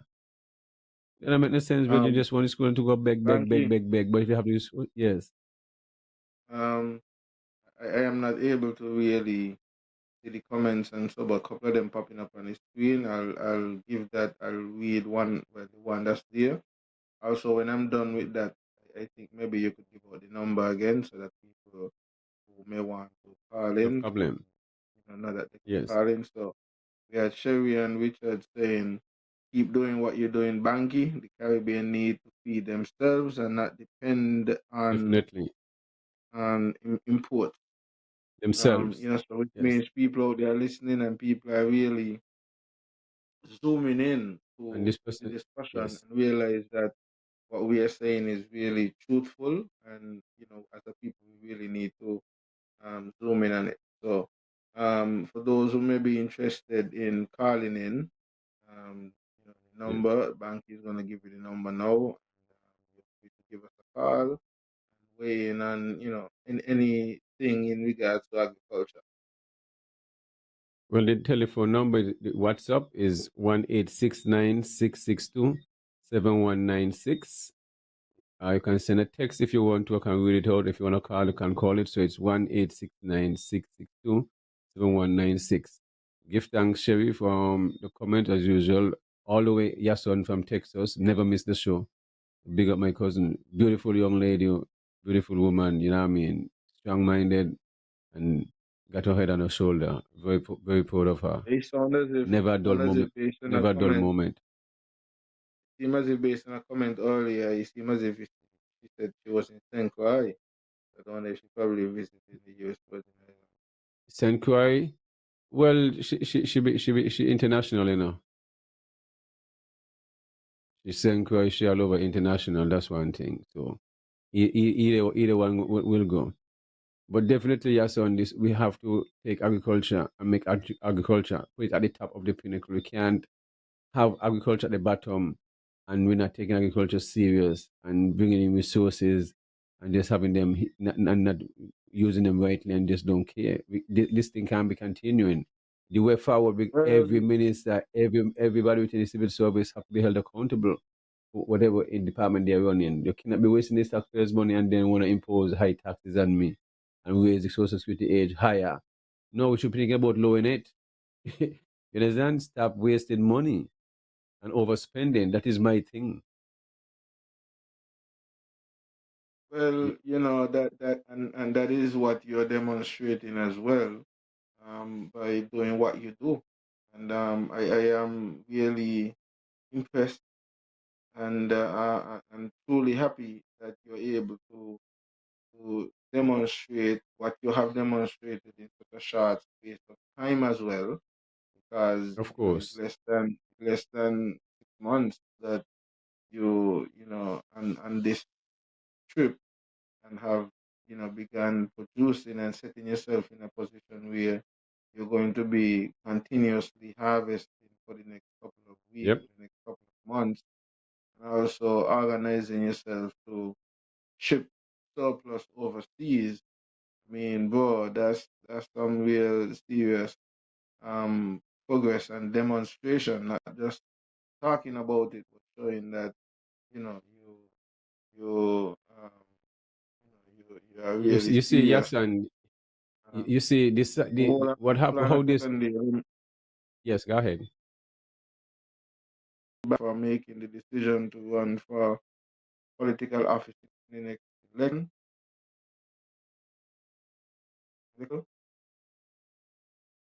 You're breaking up. To give him, I encourage persons to give him and his ideas for change and progress. I guess Bobby Jones um, seeking to send some shout out to you, Sherry, and saying, Senkoy, for the Christmas. Okay, I As you got all you. are speaking Yes, about yes. agriculture, I went to the local market this morning and bought sugarcane juice and cassava pudding. Wow, So yeah, wow, wow. so Nice, nice. and and these are the kind of things, things that we take for Yes, I. granted. And this is the way I'm saying, Yes. Banky, value added is what we Cassava really need to pudding. focus That, on. that's what. That's pound. Sherry, that's what's pound. That's what we call pound. The cassava pudding. We call it pound, right?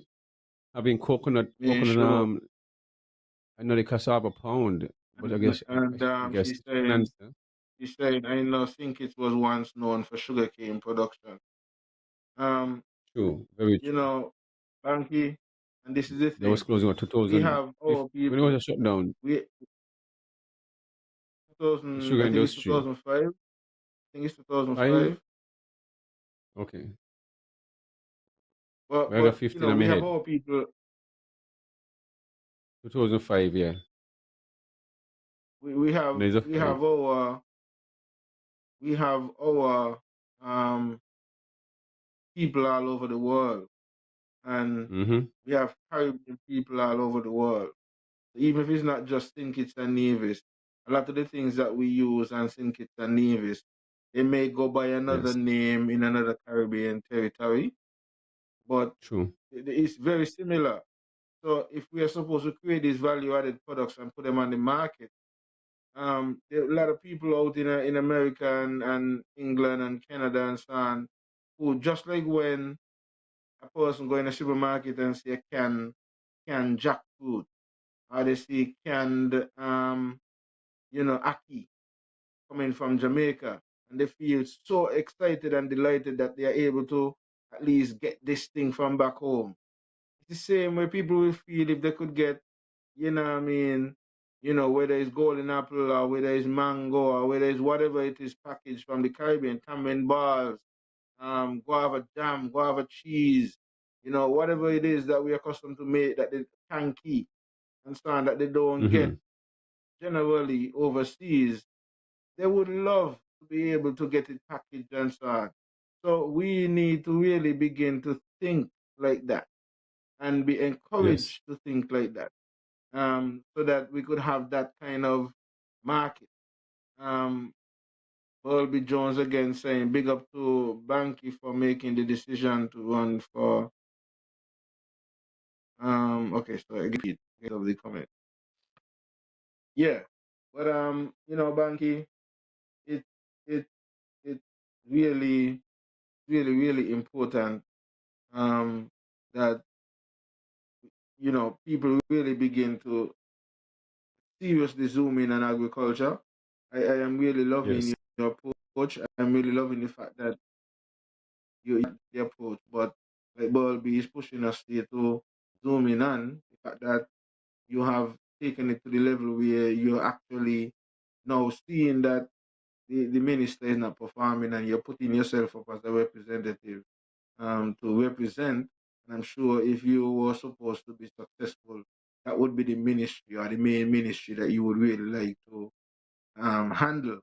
And so it really means a lot. And you demonstrating by not just saying you want to represent, but by demonstrating that you could represent if given the opportunity. And you have demonstrated it, and you are demonstrating it. And so I just want to continue to encourage you and empower you in any way that I can, and would encourage people to, look at you and look at the examples that you're making, and also go back to historically the people who we represented and the reasons why we opted to represent them wasn't because they were a doctor and a lawyers and so on. People who didn't Yes. have any degrees and any alphabet before or after the names were in those prominent positions. Had to do with these people's quest and ability and commitment and passion for and patriotism for their country and for their people. So we as a people need to get back to thinking along these kind of lines so that we could recognize that it's not because you are Mr. Eloquent lawyer, eloquent speaker, because you're Mr. Great doctor, um, some other kind of title that, that Yes, of course. you're quite fit You or see what that you're happened? quite Yes, fit to be elected to represent us.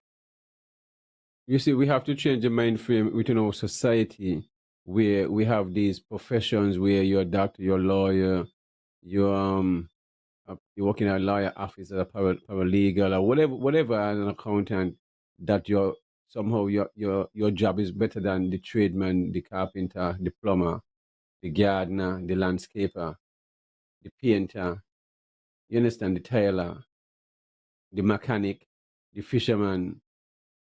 These are the people who build the society. I grew up in an agricultural environment. My uncle was a butcher, Braino. My uncle Max was a carpenter, a tailor, Eugene a tailor, the same way, and Manchester do fishing, and these people work for themselves. You understand? My mom was one who sell tray. We all grew up parching, not selling lollipop up and down as youth, to sell tray and this and that. You understand? So independent people, in a sense, so we learn the business part of it. We were sent to school, we learn our lesson. You don't bring home nothing that you wasn't sent in your bag, and don't not even a pencil or a rubber. So growing up, just like everybody else growing up in the 80s, my life wasn't different than your life. And then I met a brethren and them. You understand? Whether some of my brethren was maybe had more fortunate than me, they needed to look down on me. Those are the same friends I still have today. You understand? Right? We will just sit, and that is how it's supposed to be. We have become a society where we have a status quo and a class system. I don't see a class system. So those who feel like they're within a class system, I'm gonna come and use the poor people and cry, oh, those are the soldiers and those are the warriors. Them crap they done with. We're gonna change the change. You can't tell me my mom is alive today and can see the canning the children and canning them. And I have children over 25. You understand? And they could say, my daughter gonna say, Dad, you can, and I gonna act like I blind. It not gonna work. Them, as far as I see, CCM and NRP can be on the same side and hug up each other and kiss up each other and they're in the same bed. And if young people know what is good for them, they separate themselves and nobody owe you nothing, and you start to think for yourself, and we start change the laws that don't make sense, change our constitution that nobody want to change, have no interest to change, they never had it. So they're gonna think they're gonna change it again so they don't lose. As Zook does say, we don't want nothing to do with you. So as far as I see, Zook need to just forget yourself about talking about CCM or whoever you're part of because that they don't gone with. We nobody want to hear nothing about CCM, but don't hear nothing about NRP, PAM, Labour, PLP. They can join together. I'm encouraging young people to get involved and stand up and take part in this election in every one constituency and guarantee you, you shall win your seat. Can nobody want having to do with them? Yes, son, we have a call coming in. As you talk, yeah, go Carl, ahead. good evening. We're good, we're good, we're good. Yeah, I'm here following you guys closely, man. You know, I just want to congratulate you and your son for putting in that time, bringing the word to the people about your agricultural experiences, and you know, just bringing the information forward. Gift time, appreciate it. But one thing that I really want to say is, you know, I encourage you to keep doing what you're doing, and I want you to know that I support you 100%, and I want you to, you know, stay focused, man. Definitely. And just know that better days is going to come. Yes, I. But you know, for me, man, personally, you know, I've been observing what's been going on in St. Kitts and Nevis from about 2013. You know, I'm as a youth that grew up in Cotton Ground and got the opportunity to migrate, and we did take that opportunity. And being outside here from 1985, we left Nevis, and being out here, I was able to see and look at things in a different way, you know? Yes, I. And for some years, I was out of touch with the political, you know, things that's going on there in the Federation. You know, some part of me, because of, not because that I ignored it, but because a man got to live his life, you know what I'm saying? But I grew up in the political situation there underground when the former NRP used to come to the village, and my parents used to kind of like host them when they campaigning and stuff. Mm-hmm. So I see myself as being a product of my environment, you know? Yes. But just to give a synopsis, right about 2013, I got reconnected. An older brother of mine, he reintroduced me, and I got reconnected to what's going on the ground in St. Kitts and Nevis. And me personally, I've been following it very closely since then to now. Mm-hmm. And I'm gonna speak my mind, man. You know, one thing I realized in the Federation of St. Kitts and Nevis, the people, they're divided, man. They're running on top of this party line stuff, which the politicians are using that against the people. Of course. So the politicians got the people one way, and then the people got the politicians another way with their hands out.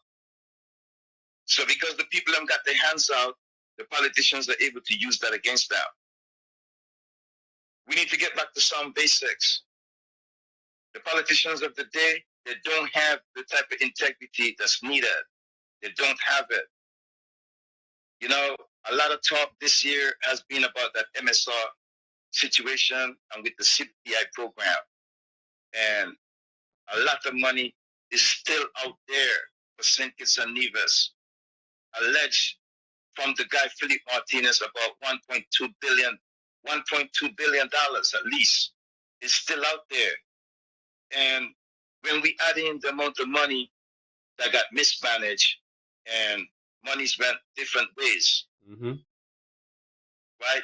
The money did not, the amount of money that they raked in, invested for 40 years, 41 years, this year possibly, is not matching the development. The development is lagging too much behind. When you put that amount of money that they made, and that's on a sliding scale and analyze the amount of money that came in as to where the development progress is right now, it doesn't match up. We are not seeing the tangible stuff inside the Federation in terms of development based on the amount of money they raked in. We don't have a state-of-the-art hospitals. Our roads are not in immaculate shape. We don't have top-notch schools for our children. You know what I'm saying? And the people got to understand they got the power in their hands. They cannot be just letting these politicians keep fooling them. And me as an individual, I stand up for right over wrong. I don't care who think differently of me. You know, I don't like corruption. I'm not going to tolerate that type of stuff, man. The way how I was raised, I didn't raise to just be neutral when I see somebody doing wrong. I got to call them out. Because I had some personal experiences, even in my own family, bro, where I called out some individuals in my family, and I was able to get results. But you know, a lot of them, they might be mad at me for calling them out, but I don't really care. And I'm a person, I don't care about what people think or say of me. I know what I stand for, bro. Yes, I sir. know what I stand for, and I know who I am, and I know where I want to go with my own future personally going forward. And Sinkis and Nevis on the whole, I'm very disappointed in what I'm seeing happening there. And I want to see change come. And I'm encouraging you to keep pushing yourself. And I want to encourage independent-minded persons in the Federation on both islands Yes, to sir. come up and be involved in the political affairs so we can move this party line politics out the way. There's a need right now, and there's a urge right now for change, believe it or not, because Yes. we see the current crop of politicians took all of that money from the CBI program and they mismanage it. And then now, who are they going to take that out on? Is the citizens of Sinkis and Nevis by raising taxes and stuff like that. If they had that money available, they should have do right by the people, and they refused to do that. That money only went into the politicians' hands, the lawyers' hands, and the agents selling the passport. And out of all of this is a new year now coming, and the people have to start thinking about change for the next election cycles. Because if they don't, the status quo will remain. And you yourself, bro, you have been very successful in this agriculture adventure. And just know that when you take this to the next level, running for politics, you can succeed just the same. So I want to say to you and Yassar, man, keep pushing yourselves and keep bringing the information forward. All right, you guys have a good night, man. Yeah, man, give thanks. Greatly appreciate the kind words and advice. Yes, and Yeah, man. that was Thanks a a lot, mouthful, Carla. and greatly appreciate that from the caller. Yeah, and maybe you But could yes, give and the other the number, give them the numbers again so that anybody else. yes, the telephone number is 1-869-662-7196. That's the WhatsApp number. If you're overseas, you want to be a part of the show, you can send a text. I'll read the message. If you want to be a part of the show, it's 1-869-662-7196. Yes, and with what's going on right now, I'll tell you, anybody who run in any constituency in this time as an independent for the federal election and the local, they will win the seat. Because you see the beauty about this thing, you know. That's the point I was supposed to get to you. In your video that you did with when you said that you're gonna run for St. Paul's, so you're gonna run for St. Paul's in the local and in the federal. You didn't mention St. John's. Somebody pointed out that. Well, So the federal didn't in St. Paul's. the federal, St. John's is a Paul's part of. St. John's. So just to be politically correct, nobody want to get left out. Remember to mention St. John's. St. John's. Well, St. John's also, St. Paul's and St. John's. So I would say both federal and local, because St. John's, I got you. St. John's is a part of the federal and also St. Paul's. So it's in both election. Yes, definitely. So the people of St. John's also. the point that the caller made in regards to the MSR saga and so on, right? I, I do understand all of this, and the talk about seeking to get back the money for the people of Kinkits and Nevis and all that and so forth.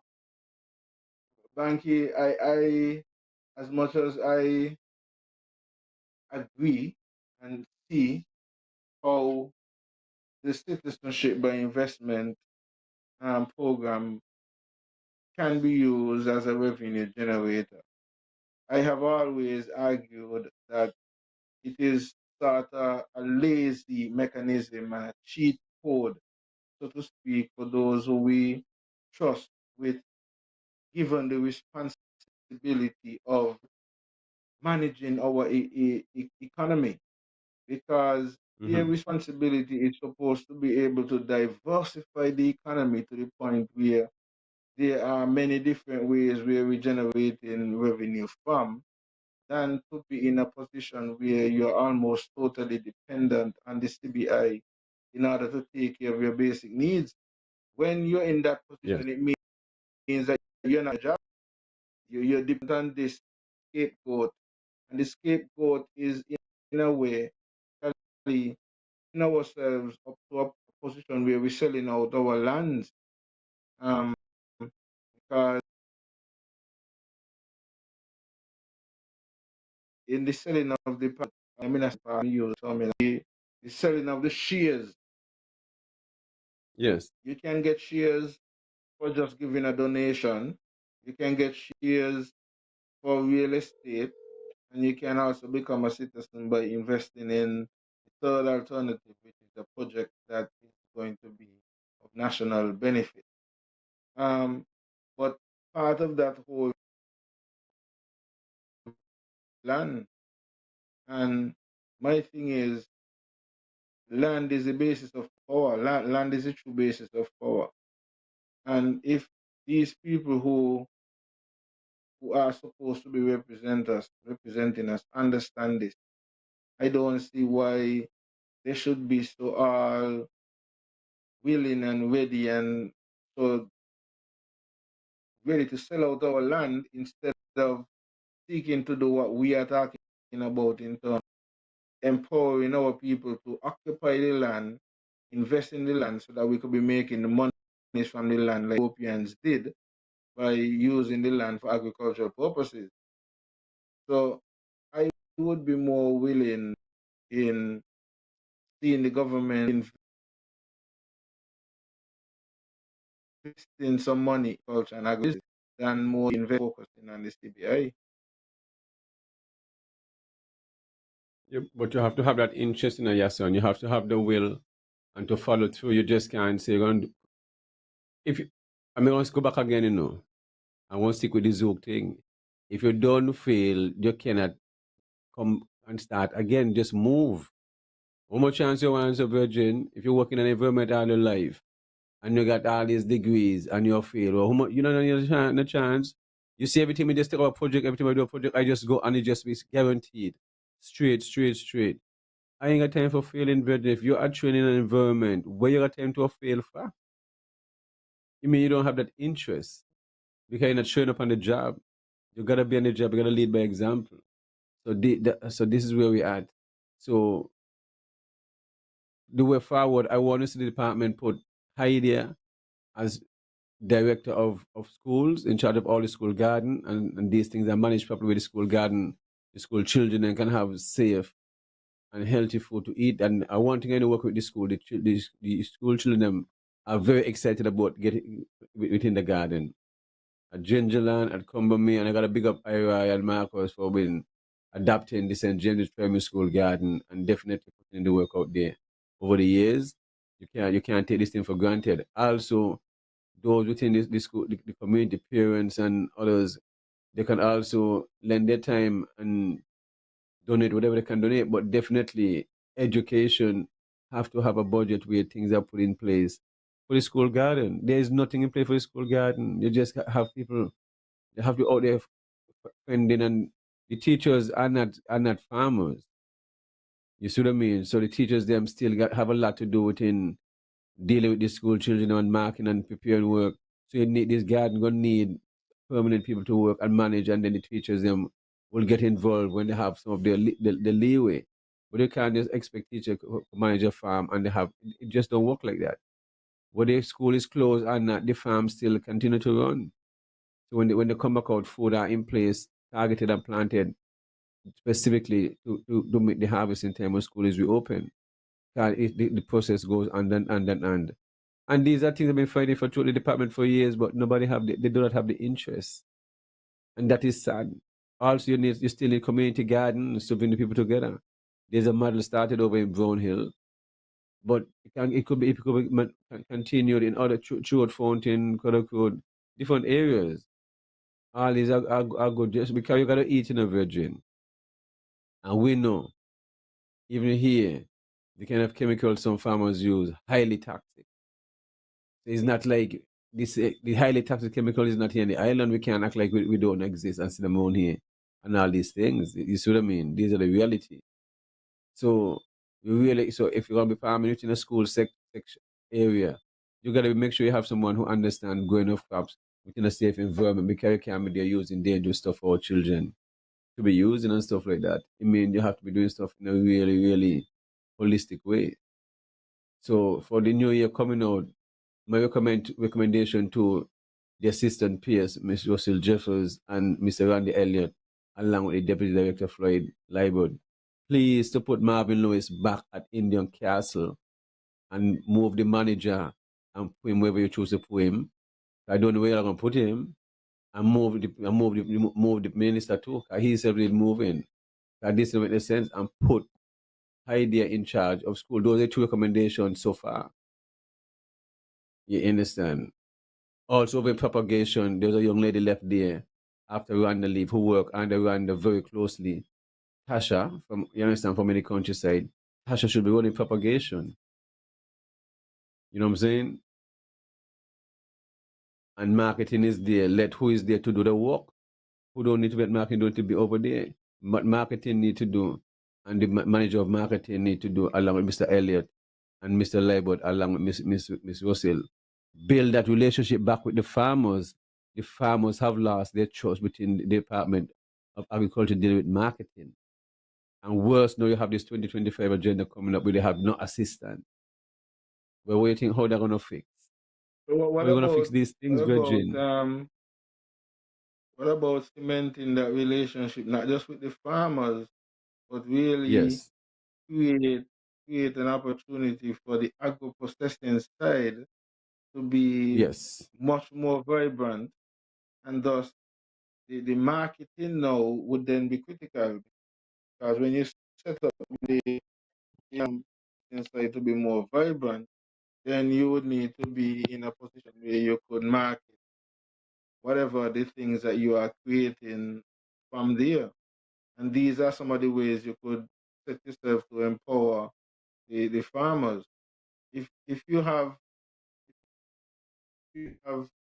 sites set up so that when you talk to the farmers and tell them, okay, hey, I want you to produce this, and you set up yourself that when they don't produce this, you can take it from them, and you can even maybe pay them a very reasonable price, because you're not just taking it and using it to sell. You're actually going to add value to it. Then you could afford to pay them a little extra, and then that would be a way now you Yes. could motivate them to bring in whatever it is, whether it's pumpkin and you're going to be making pumpkin soup, or you're going to be making pumpkin jam, or whatever it is you're going to be making. You know, you know could take these things from the farmers, and have the capacity to process, and then you are in the position to market.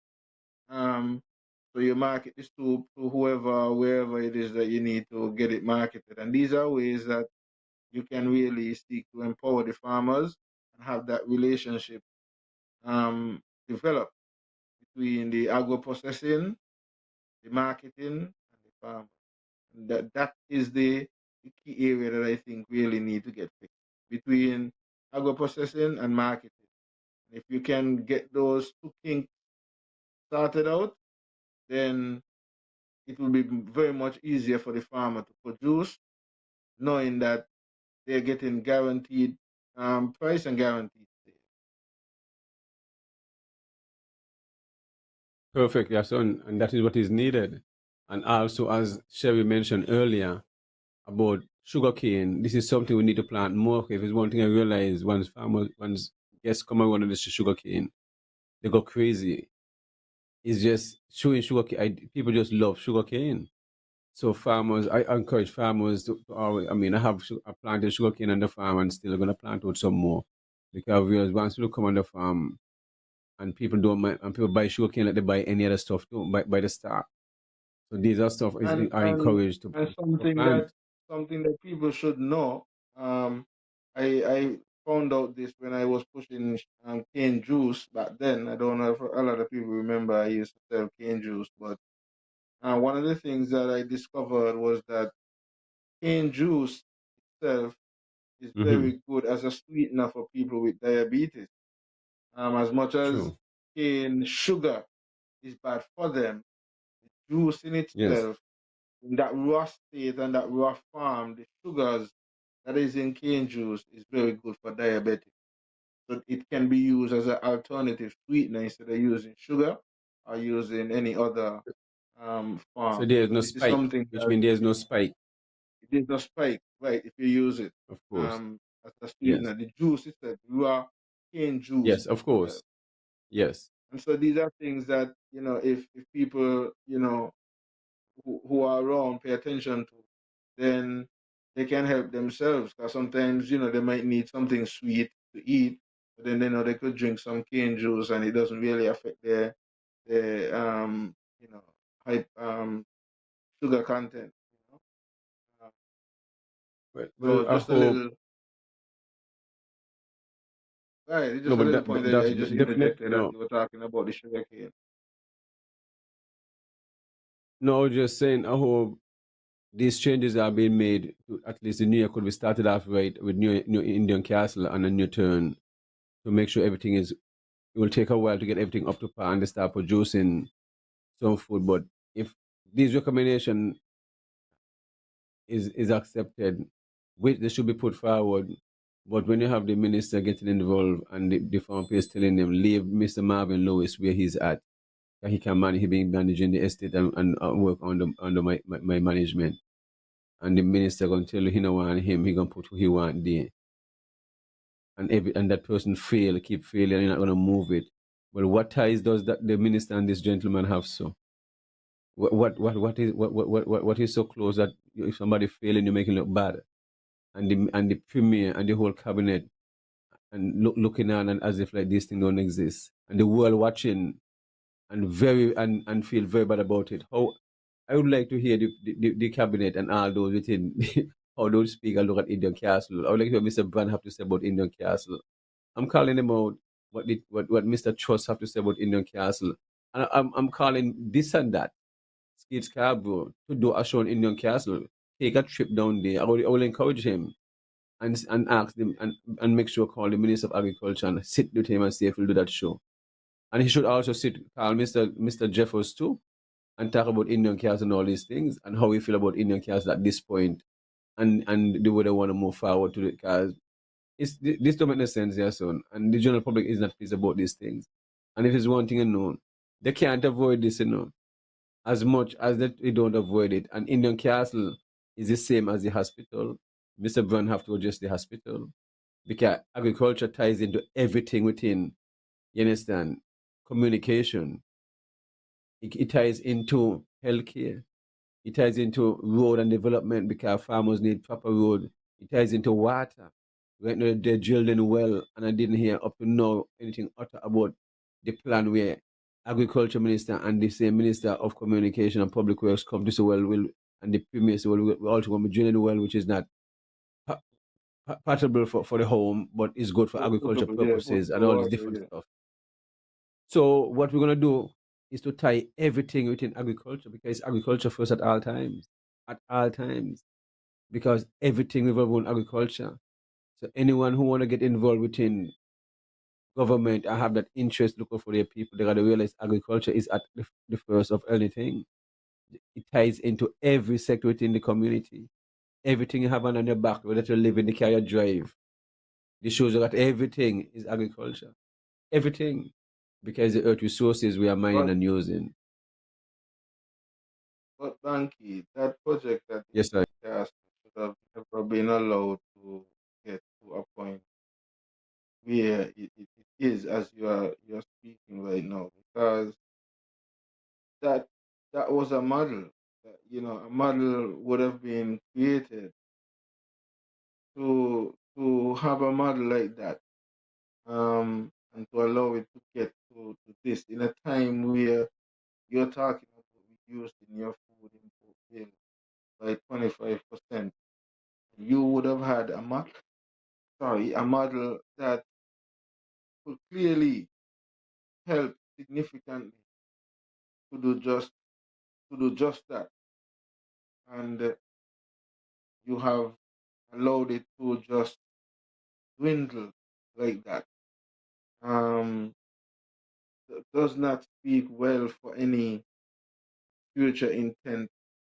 How do you convince um anybody or any persons who are thinking of investing in agriculture? And then to add to that again, you're talking about the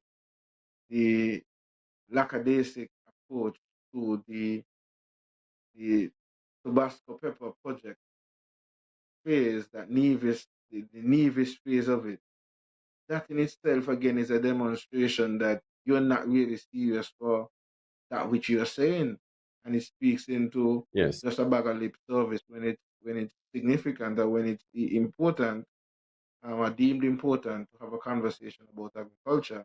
But then the reality is, on the ground, when you're seeing these things happening, you can definitely see that these people are not serious. Um, Before you comment, Banky, I'll just make a comment on the new comment that I see popping up on the screen. Bobby Jones saying, just like how impurities in the water is not good for human consumption, does it work the same Yeah. way for the plants? Um, so to Well, respond certain to that, plants, yeah. Bobby Jones, the plants have ways of being able to take what it wants from the water, um, and not um, absorb that which it does not necessarily want. So that's why you could give a plant soapy water, dirty water, so to speak, but when the plant is going to absorb um, that water and the nutrients that it needs, it's going to be able to absorb that which it wants from that solution, whether it's a soapy solution or some other form of solution. It will take what it wants, and it would not um, take up the other. So I guess, Banky, you could also respond to that as well, but that's one of the capabilities of the plants. Our bodies have that way of dealing with it to some extent as well. That is why if we eat certain things or ingest certain things that is not necessarily conducive for the body would either get Hmm. rid of it through excretion or through sweat or vomiting or some form of getting rid of it. So yeah.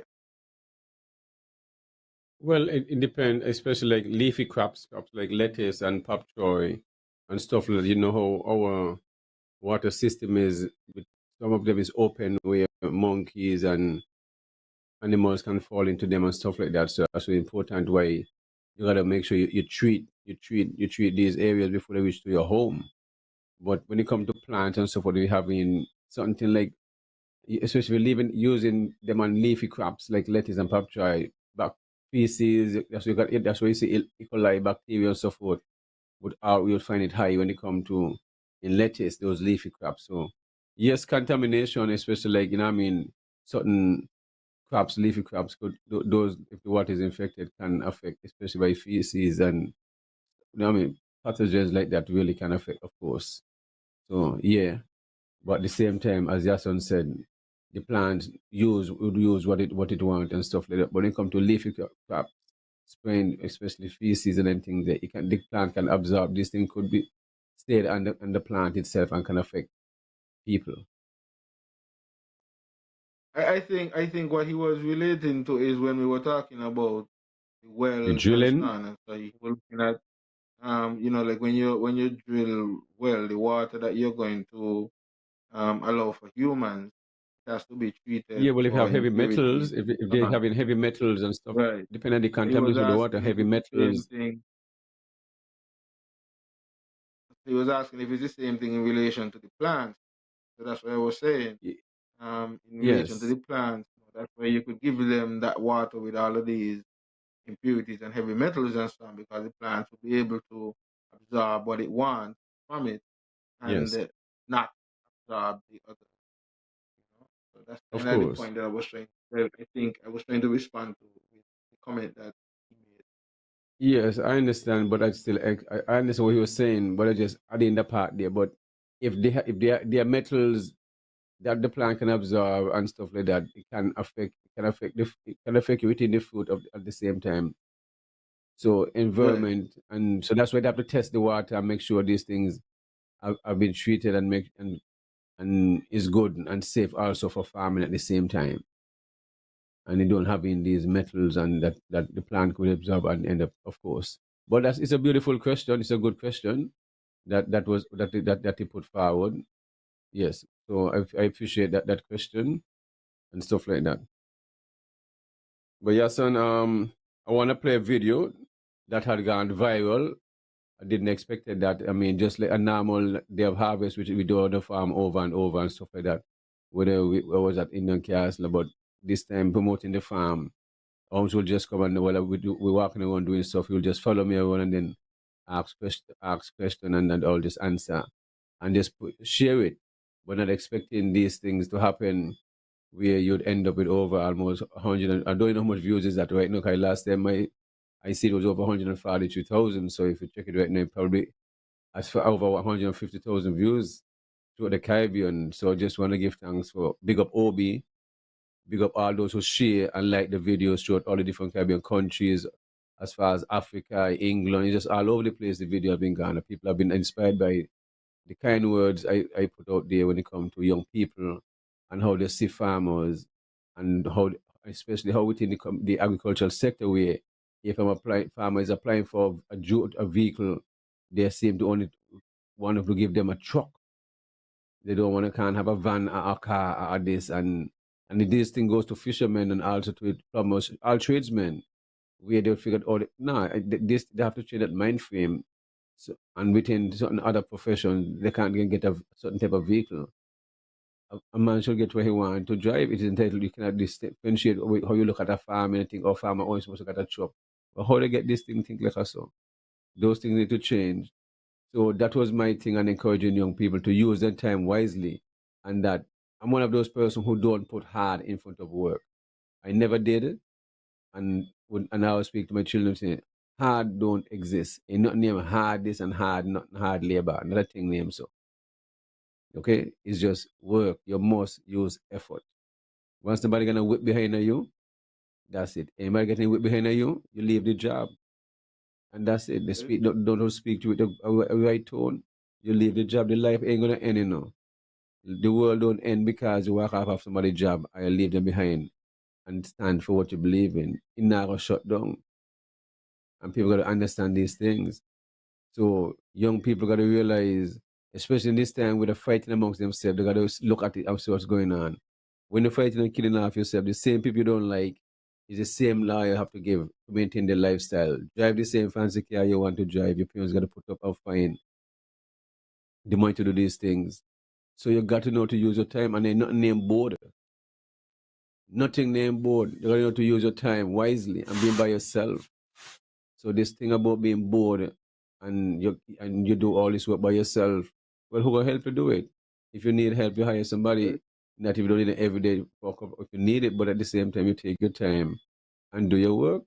And if you know what you're doing, you set your program where you're doing every day like you're doing for anybody else. It's just being disciplined.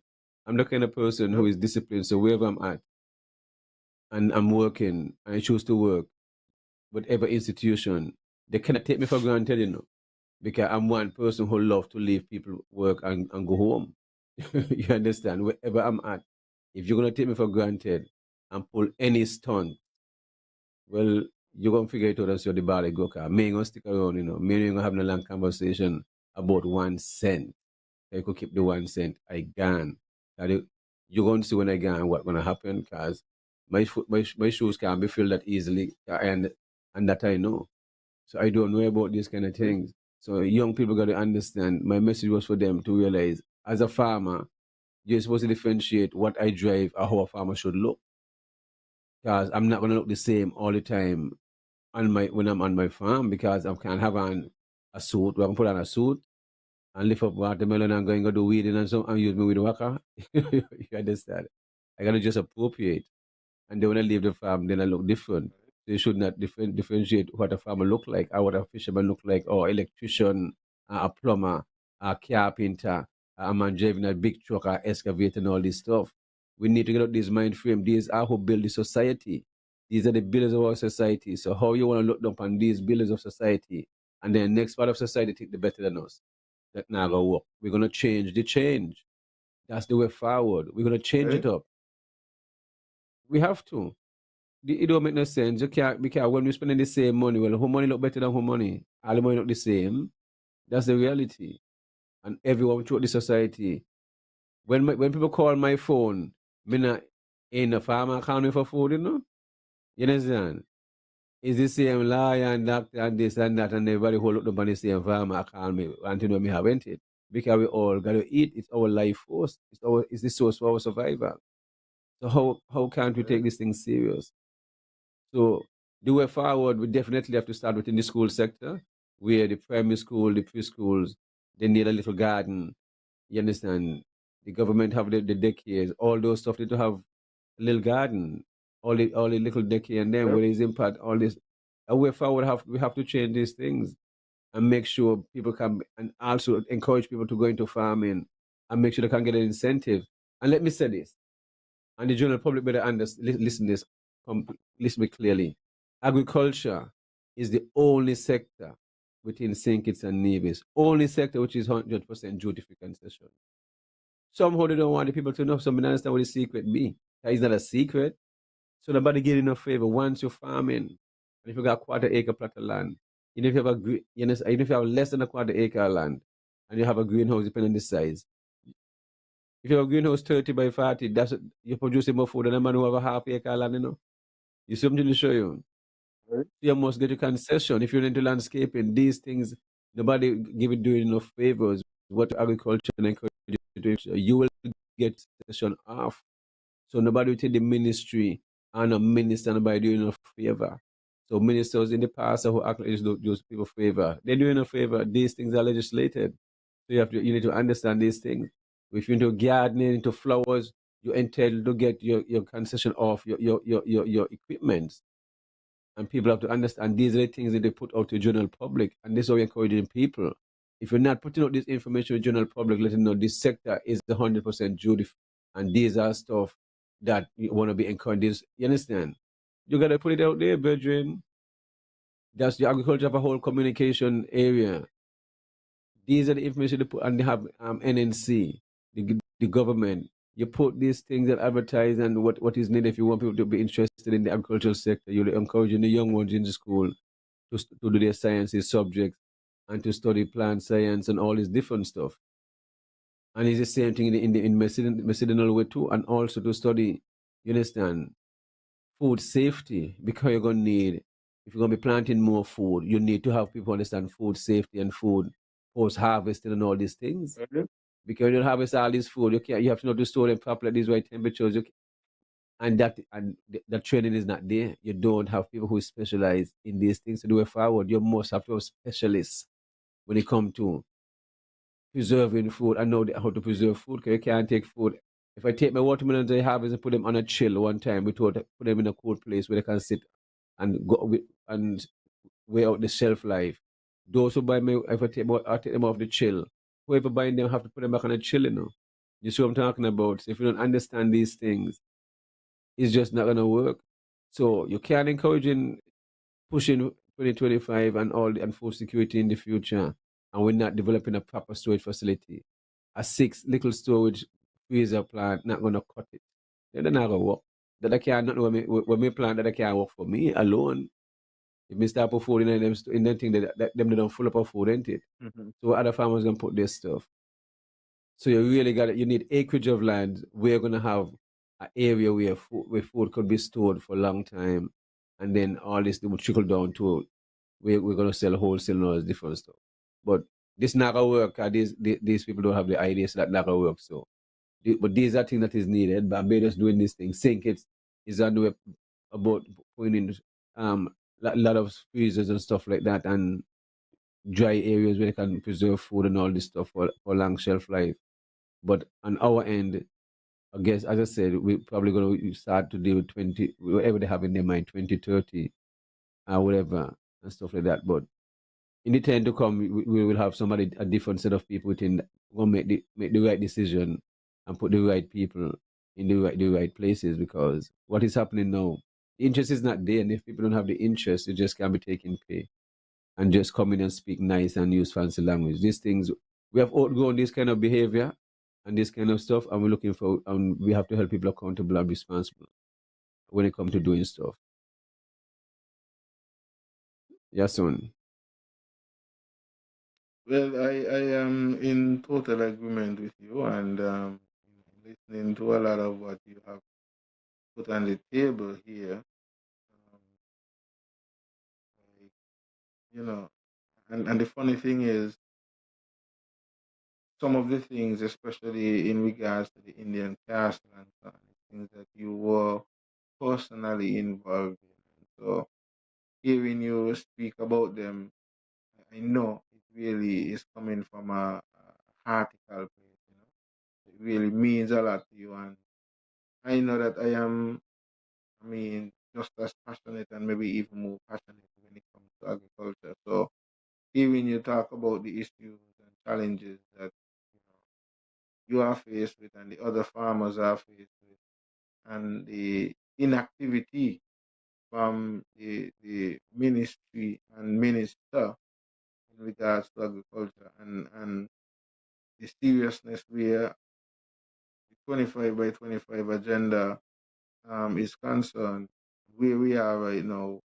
Like it's it's it's frightening, it's scary, it's embarrassing, it's all these other adjectives that I could use to describe not going well, as the president said. Not going well. Things are not going well for agriculture and neither. Like we would have said in the past, we could see a lot of differences in regards to what's going on in St. Kitts and what's going on in Navy.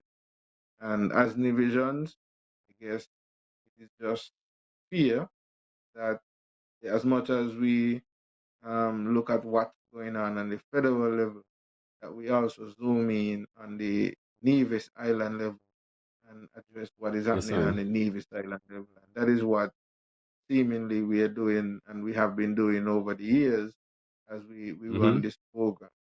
Um, and so it is not strange and should not be taken in any way that we are seeking to be partisan in any way, shape, or form in addressing the issues.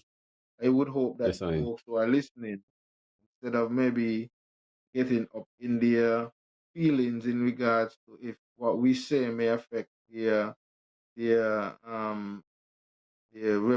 representative or their political representative, that they encourage their political representative and area representative to be able to take on constructive criticism and do the necessary things and take the necessary suggestions and recommendations that are being provided by not just somebody who is talking agriculture, but someone who has worked within the ministry, has demonstrated that they can do that which they are suggesting and is actually doing it as we speak. So I would be hopeful that they would take heed, they would listen to us and listen to you more so because you're on the ground and you would have shared a lot of your knowledge with the ministry, and it's still open too. Of course. Because I know where you are concerned is it has nothing to do with party, but more so the love for your Of country course and the not. I need mean, for us to be the able. staff and me, I mean, have a very good relationship, and they reach out to me all the time for advice, and I give them advice and all this stuff. No, You but understand? Well, the reason why this staff you're not is that doing it if just for. yes, No, but what I'm saying is that you're not doing it just for even for the staff or for the ministry or whatever. It's the fact yes, that you are really genuinely passionate about food security for St. Kitts and Nevis, the region, of and course, the globe on a whole. So we're not even just limiting our movement to just St. Kitts and Nevis, but because we are on yes, St. Kitts and um, we are seeking to really fill that void. And Banky, I really have to tip my hat to you in regards to the work you're doing and your ability to demonstrate as well that even though you're doing all this, that you still find time to still make your connections with whoever you need to make your connections with, to be able to deal with the advertising and the marketing strategy side of it, so putting out the videos and putting out the different little things, which um, is things that we should be seeing from the ministry in terms of empowering agriculture and farming and so on that you are doing are things that should be done in an effort to push the 25 by 25 agenda. So what you're doing, my brother, is not taken for granted by people like appreciate it. me who's paying attention and Yes, those who are paying to participate in the workshops and those who are continuing to spread the word as well, because there's some who they may not, yes, even if they don't come to the workshop or even if they came to the workshop, they continue to yes, spread the word and let people know of what you're doing and of yes, the credibility and the professional and cordial experiences they have when they do come and of visit course. the farm. So, King, I just want to, continue to encourage you to keep up the works, and you really even inspiring me more to come back to help to be a part of that journey, to really work with you and work with my people, because that's my true desire. Yes, For our people to be in that position where we can empower ourselves, we can create our own value added products, we can create um, that mindset and that work set that puts agriculture back into that position where it is one of the top revenue generators, competing with tourism and actually even demonstrating to tourism that it can bring in more revenue than tourism any year annually. Definitely, definitely. And I would want to think that the Minister of Agriculture should be seriously considering this, because it's something that can be done. Evidence has shown that it can be done. The Europeans use sugar, they use cocoa, they use coffee, they use all of these different crops. We can focus on one or two of these crops the same way, or even Yes, more of these crops the same way, add value to whatever it is that we are going to zoom in on, and we could be churning millions on an annual basis if those who are at the helm choose to really zoom. And also, put the petty parties and politics behind and so on. Use the people who you have in your country who have the human resources, people like Banky and Danny Atherton and the others and so on, who have these, farming experiences, Emontin and people like that, who have the history, who have the experience, who are not just saying it, but are actually demonstrating it, to help to empower a lot more of the younger people who are coming, you know, the young people like Mr. Paris, Leafy yes, Greens I. and the others, Yeah, big up, big up, big who up, big are, up, big up, Chris. yeah, who are, pushing and seeking, whether it is in the plant side, or whether it is in beekeeping, or whether it is in raising Yes. animals, the Slims and the Yes, Danny I. Jones, them and so on with the goats, and people who invest in their different breeds of goats Of and course. animals and so on. Um, whatever contribution you're making, we want to be able to encourage you and motivate you. And Banky, you know, maybe this is a little tip to ounce as well too, to check out some of these people as well too. So you can feature some of these guys with the goats and so on, and you could Yes, learn a I. little bit more about the history, and so that Mm-hmm. you could encourage a lot more young people to take it as a serious business. The abattoir, we talk about the abattoir and the success of the abattoir, but the success of the abattoir and the longevity of the abattoir would be fully dependent on our livestock farmers, Yes, I. our livestock Yes. farmers being able to take their craft and their business as a serious business, so that Gary and the others who he will train to take up the realm would be in a position to have a constant, reliable source of whether it is beef, pork, chicken, whatever it is. And speaking of chicken, that again, what's happening with that industry? I mean, it's almost 2 years now. They would have invested in a broiler facility, and we're paying rent to store it in a place, and the land would have cleaned up already and then have to go clean up again. I mean, like, this is another, I mean, when you have to talk about these things, people think you're playing politics and so on, but it is really serious. I mean, St. Kitts would have started the the chicken project a That lot finished later, the already. hatchery, and they're That don't already up and finish. running. And that's Yes. what I'm saying. So what's going on with Neves, and why is it that we take these things for granted, and when people do speak out, some people want to get, what I mean, upset because, or Yes, they and feel like you're talking about the party. But at the same time, these are the same people who are going to tell us that things tight and they have to raise taxes and they have to increase this and they have to increase that and so on.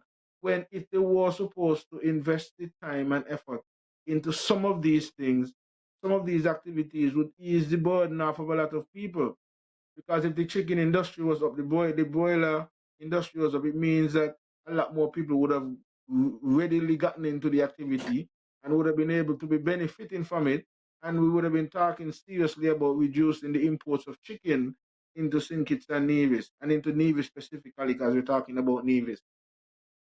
I mean, when actions like that are not taken, when you could find so much money to invest in Culturama, but you can't find money to invest in farmers. And then you not with the federal government to get some of the benefits that the local farmers could get. So, and in case people getting free wire, but you're saying go to this company up here and you'll probably get a discount. I mean, yes. and personal farmers like Banky and others have to approach the federal government themselves on behalf of other farmers in order for some of the farmers and Nevis to benefit. This is not looking well. This is not sitting well in terms of, you know, the fact that we are paying people to really make these things happen. I mean, like, it pains me listening to some of these things. I mean, knowing that I know you ain't coming to tell us no lie. So, it pains me hearing these things, knowing that things could be better, should be better.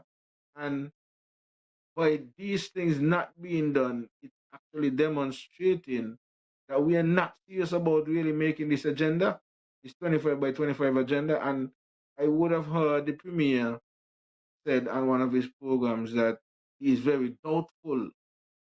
He's very doubtful that this is going to be achieved. And if even the leader is doubtful, because they say if you really want to make something happen, start with the thinking, start with, Mm-hmm. you having that confidence that it is going to happen and you're going to do whatever to make it happen. But if you're starting with a doubt that you doubt that this thing is even going to happen, and you have demonstrated that you have not put in the necessary investments in, for example, phase 1, the Indian Castle Orchard. You're talking about getting into a phase 2, which we know you can't be serious about if you can't even get one done. And then you have a broiler industry which can help significantly to reduce the import of chicken, which you claim is one of the major import products into the country. And you have that sitting down for years, and actually not just have it sitting down, but paying to keep it stored, using the taxpayers' money to keep it stored, and not using it to try to help to, these things are not anything close to demonstrating that you're really serious about the changes that we need to have. Not one, that we need to have to even begin to demonstrate that you're serious about even 10%. Because how things are functioning right now, it doesn't even seem like you'll meet a reduction of 10%, much less 25. And so we the people, Banky, we are using this platform, we are using this rostrum to lend our ears and lend our voices to what we see and what we feel is absolutely necessary. We are not just doing it in terms of talk, we are doing it in terms of action. I am not there physically, but I'm doing my part in terms of maintaining the plant nursery and being able to provide that opportunity for folks who want to replant some of these things that we're talking about, these indigenous fruit trees, and so that we're losing. You know, you want to get back your tangerine, you want to get back your wax apple, you want to get back your English plum, you want to get back your golden apple, you want to get your mango trees, you want to get your sugar apple trees, you want to get your lime, you want to get your, jackfruit. All of these are things that we are growing there at Fountain Village, and we are teaming up with Shabbos Organic to be able to have these plants available for you to work with us, work with the future generation, because this is the only way it's going to happen. When you purchase one of these plants, you plant one or two of them in your yard, and then your child and grandchildren are able to eat off of them, and then they can do the same and save some seeds the same way, and plant a tree or two for them, then this is how it's going to work. And so this is what we are doing in terms of doing our part. Some might say, oh, you just come here and talk. No, the nursery is still operational in Fountain, and the plants are going to be available at Shabbos Organic. And we are going to continue to play our roles in terms of food security for Kids and for future generation, our children and our great grandchildren. Yes, and I don't think I could say much from what you just say, except let me just play a clip here, and then we're gonna wrap up after this and stuff like that. Let me see if I find it. I just want to play the same video that went viral with all that views, and then get back into it. So things. Talk to the people in Banky. Well, you give thanks to the universe at all times. So you put in the work, and that's a family is hard. This will show young people. You're never afraid to use your time wisely. You understand? Always. Once you put in the time, not in your hard work, and it's just work, you must exert effort. So, this is one. You understand? Most people not even make this in a month time. You see? Not even 2 months time, 3 months time, dollar-wise. So when you see a farmer should be able to drive anything you want, to live where you want, to drive a Benz, a Lexus, anything. God should feel always my example to the youth and them. See farming as a business and take it as a business, like any other thing. And don't reap what they want. That's all it is. It's just about discipline, and that's it. And this is just one harvest. I still got next two chocolate to harvest. I still not start touch pumpkin yet. I still not start touch sorrel yet. And I start touch sweet potato yet. And I start harvest mango yet. You understand? And we could go on and on and on. Take farming as a business.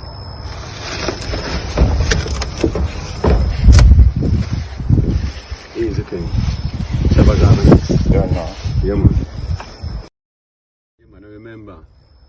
I'll be running for your next election coming up. A part important. Yeah, man. I understand. So your farm will represent you in your next candidate in St. Paul's. So you have a choice now if you want to continue the old way or you want something different. So people who understand how you feel putting in a day's work all day and don't cry all work is hard. Working is hard. So this is a success. So I'm your new candidate for St. Paul in the local and federal election. Alright? Respect. Yes, sir, Ira. Big up for that, yes, son. Big up, Ira. Right on point. I mean, I didn't even expect to have those two videos there up and running. So, greatly appreciate that, Ira. Big up yourself. That's how the technical support is, how Real Entertainment. Right on point. We just follow each other. You know what I mean? Reading my mind, reading the play. And that's what it's all about. I just see everything just flow. So, yes, and they are, it speak for itself. So, St. Charles and St. John's, and the community is 100% behind me in both areas, supporting me full speed. So, the community is, them are the one who said the foot up of everyone, not me. We all on board, not just me alone saying it. They have nothing to do with personalities or anything like that. They just want regular people who have the will and have the people at heart and understand, go down to earth, you understand what people going through on a daily basis, working at minimum wage, putting in the hours honestly, and still hiring people and putting back the money within the community and mixing with the everyday people at every day and not faking it. You understand? A man now switch up. So don't expect to see me in the VIPs and all the thing that I work. I stay with among my people. I don't isolate myself. So they think that I'll be in the stands. If there's one thing nobody could say, just see me in a. It's no VIP and with no glass of drink, no rum, and look nobody food. Me know them things the bread. You understand? Right. I always buy a mother. And I say when you go places, make sure your belly full. Left people things with a day. Make sure you get money in your pocket. So if not expecting things As, from me, as I'm gonna Bobby argue Jones, myself. Bobby Jones is saying, not just lawyers and doctors are qualified to run our country. We just need persons with integrity who has the Yes, people's sorry. interest at heart. So That's all it is. that's what That's it all is. it And is. as you They should talk all be about balanced, Ira good there in the Jen. background, Ira Yes, are sorry. gonna be looking forward to the review on the product. I hope you would have already received the product. Maybe when we're wrapping up, you could find the video for the 3-in-1 Spark. We could probably put that in, but that's the latest invention. Me and my team, we would have organized to work on a 3-in-1, a spark, a phone, and a fork. Okay. A Yes, fork, yes. spoon, Mm-hmm. a knife, combined in one utensil. Yes. It comes in a pack of 8. Each one Mm. has some motivational speech or sentence on it that helps to Yes, sorry. motivate you and give you some sort of inspiration. And so it's a nice, gift item that, for any season. It doesn't have to be Christmas, it doesn't have to be New Year's, it Yes, doesn't have sorry. to be a birthday. I'm encouraging folks to invest in our own. As we talk about investing in each other, it's one of our own, it's one of my inventions, and I'm not asking for you to give me $35, but just invest it on Amazon. You can look it up, the All Natural Boosters 3-in-1 Spark, and that's the way you can support me, and that's the way you can. That has also on the website allnaturalboostersusa.com, where we do create more of value added product, the essential oils and teas, and we also working on soaps that are going to be for various skin um, issues, made from various herbs, whether it's rosemary, whether it's lavender, and so on, our natural ingredients. So that's a new item to look forward to from All Natural Boosters USA. So, that's one of the things that I keep pushing banking. Not just the raw material, but I'm also zoomed in on creating value added Value products, added, demonstrating definitely, all that, the time. yes, demonstrating that it's one of the areas that we can do. So, like I said, I'm not just talking about it. And that's what I like about what we do, me and you. We're not just talking about it, we're demonstrating by actually having the things and the examples. We just ask to continue to support us, continue to support Real Entertainment Network. This is the platform that we are utilizing at this point. We generally are going to be here every Friday. It just so happens that we missed out yesterday, but we still opted to come and bring the message to you today. So it's not going to be on Saturdays on a regular basis. It's going to be on a Friday. So it's every Friday we're going to be on. And then the last Tuesdays we are going to team up with Alan on the topic, the Everything Agriculture meet every last month, and we especially deal with the issue of cannabis on that program. So we want to thank all of you for participating. Thank all of you who commented on the Facebook wall. You could have been doing a lot of other things on a Saturday evening, but you're here with us. We want to thank the Real Entertainment Network team and the commitment, even Ira and the others. This is Saturday. Ira could have been doing some other thing, but he's here to help to make sure that, we see this through.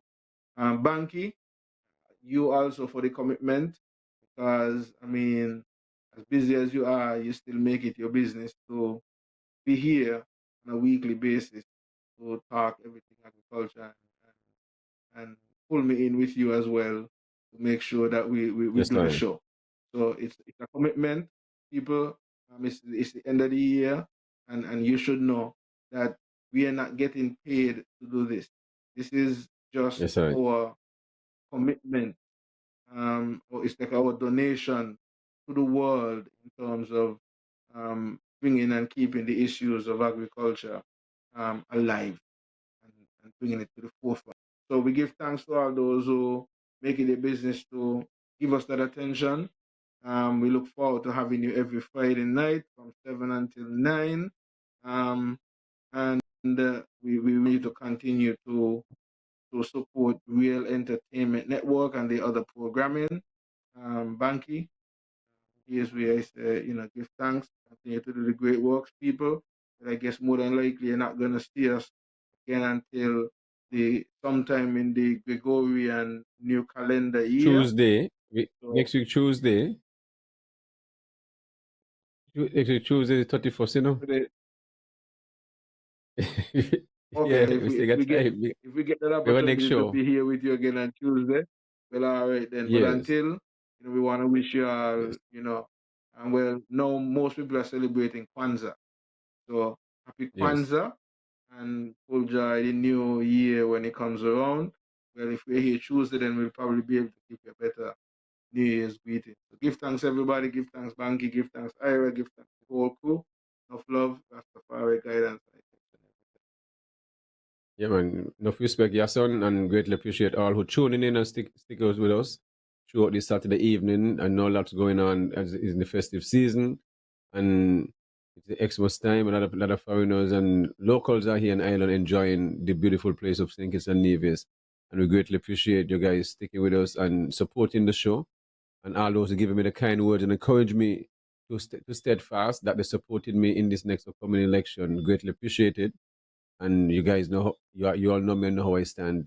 And I don't front, and I'm always going to put 1,000% forward. Is always the people's first. As you all said, we're going to change the change and make sure we put things in a better place, guys. We can continue with what's going on right now. It's obvious. But yeah, so definitely, I appreciate the support for the whole general public and those, and the guy can't afford, just got to pick up Obi all the time, my brother Sean, and all those who share the links and stuff like that, and the kind words. I really appreciate it. I'm not special, and I'm just a normal person, just like everybody else. Who get up, put in their work, and encourage the young people and every other person to do the same when it comes to agriculture, whether you're a farmer and all the tradesmen. We got to look at these. We are the builders of our society and feeding our people, and at the same time encouraging everyone to get on board. And also, I want to encourage the young people to continue growing their cannabis, grow your ganja.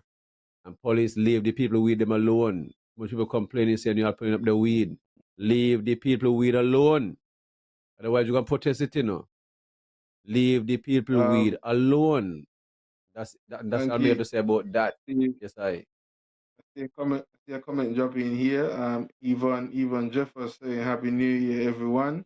So I just say whatever Sherry and say, keep up the great work, not in vain. So I guess people are listening and they're dropping in their little comments before we make our exodus. One more thing before I do that. I'm almost gonna get some licks because I don't know how I could forget to, since I'm here, send some advance birthday greetings to my sister Joetta. Joetta will be celebrating her birthday tomorrow, the 29th. Yes, yeah. So Joetta, full joy, you earth. And I got another sister, Yvette. She's on the 31st. So maybe Tuesday, I hope I remember to do that. But she also celebrating on the 31st. So advance birthday greetings, Joetta and Yvette. Yes, full joy y'all day when it comes around. Okay, so that last comment was Sherry and Richards, keep up the great work. So yeah, so that's how we're gonna wrap up tonight, Banky. Joetta, full joy, enough love every time. And all of my sisters and my mom, full joy, your the rest of the season, mommy. Enough love every time. Big up Boston in the house. And stay in touch with Banky. Make sure you and Banky keep that flow, that business going. Man. So get the plans going, and we keep that going. So Yes. give thanks Ready everybody. for it, people. Ready, yeah. So the people I'm calling. So ready for it, make it happen. So it's as ASAP. So give thanks, and we out. Ira, enough respect. Introducing the future of dining, the Spork 3-in-1. Tired of juggling multiple utensils? Say goodbye to bulky cutlery sets and hello to the Spork 3-in-1, the revolutionary dining companion that combines the power of a spoon, fork, and knife all in one.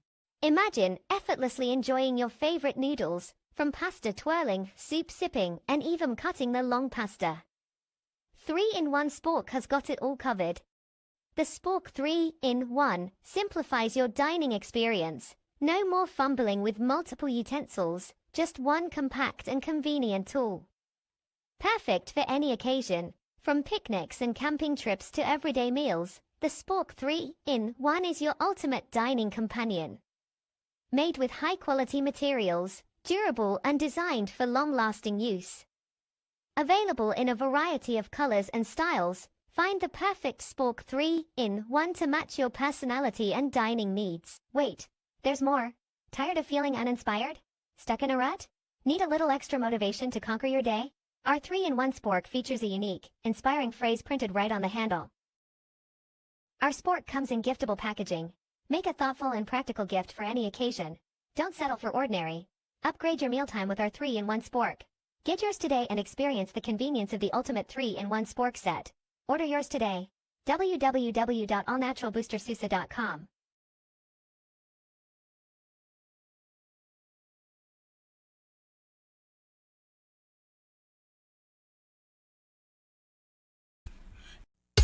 Hey, this man Easy, inviting you to tune in. It's all about everything agriculture with the man Banky and Company alongside Yason Tafari. It's your weekly educational show. And tune in. It's inspirational, educational, and you won't want to miss it. It's Everything Agriculture.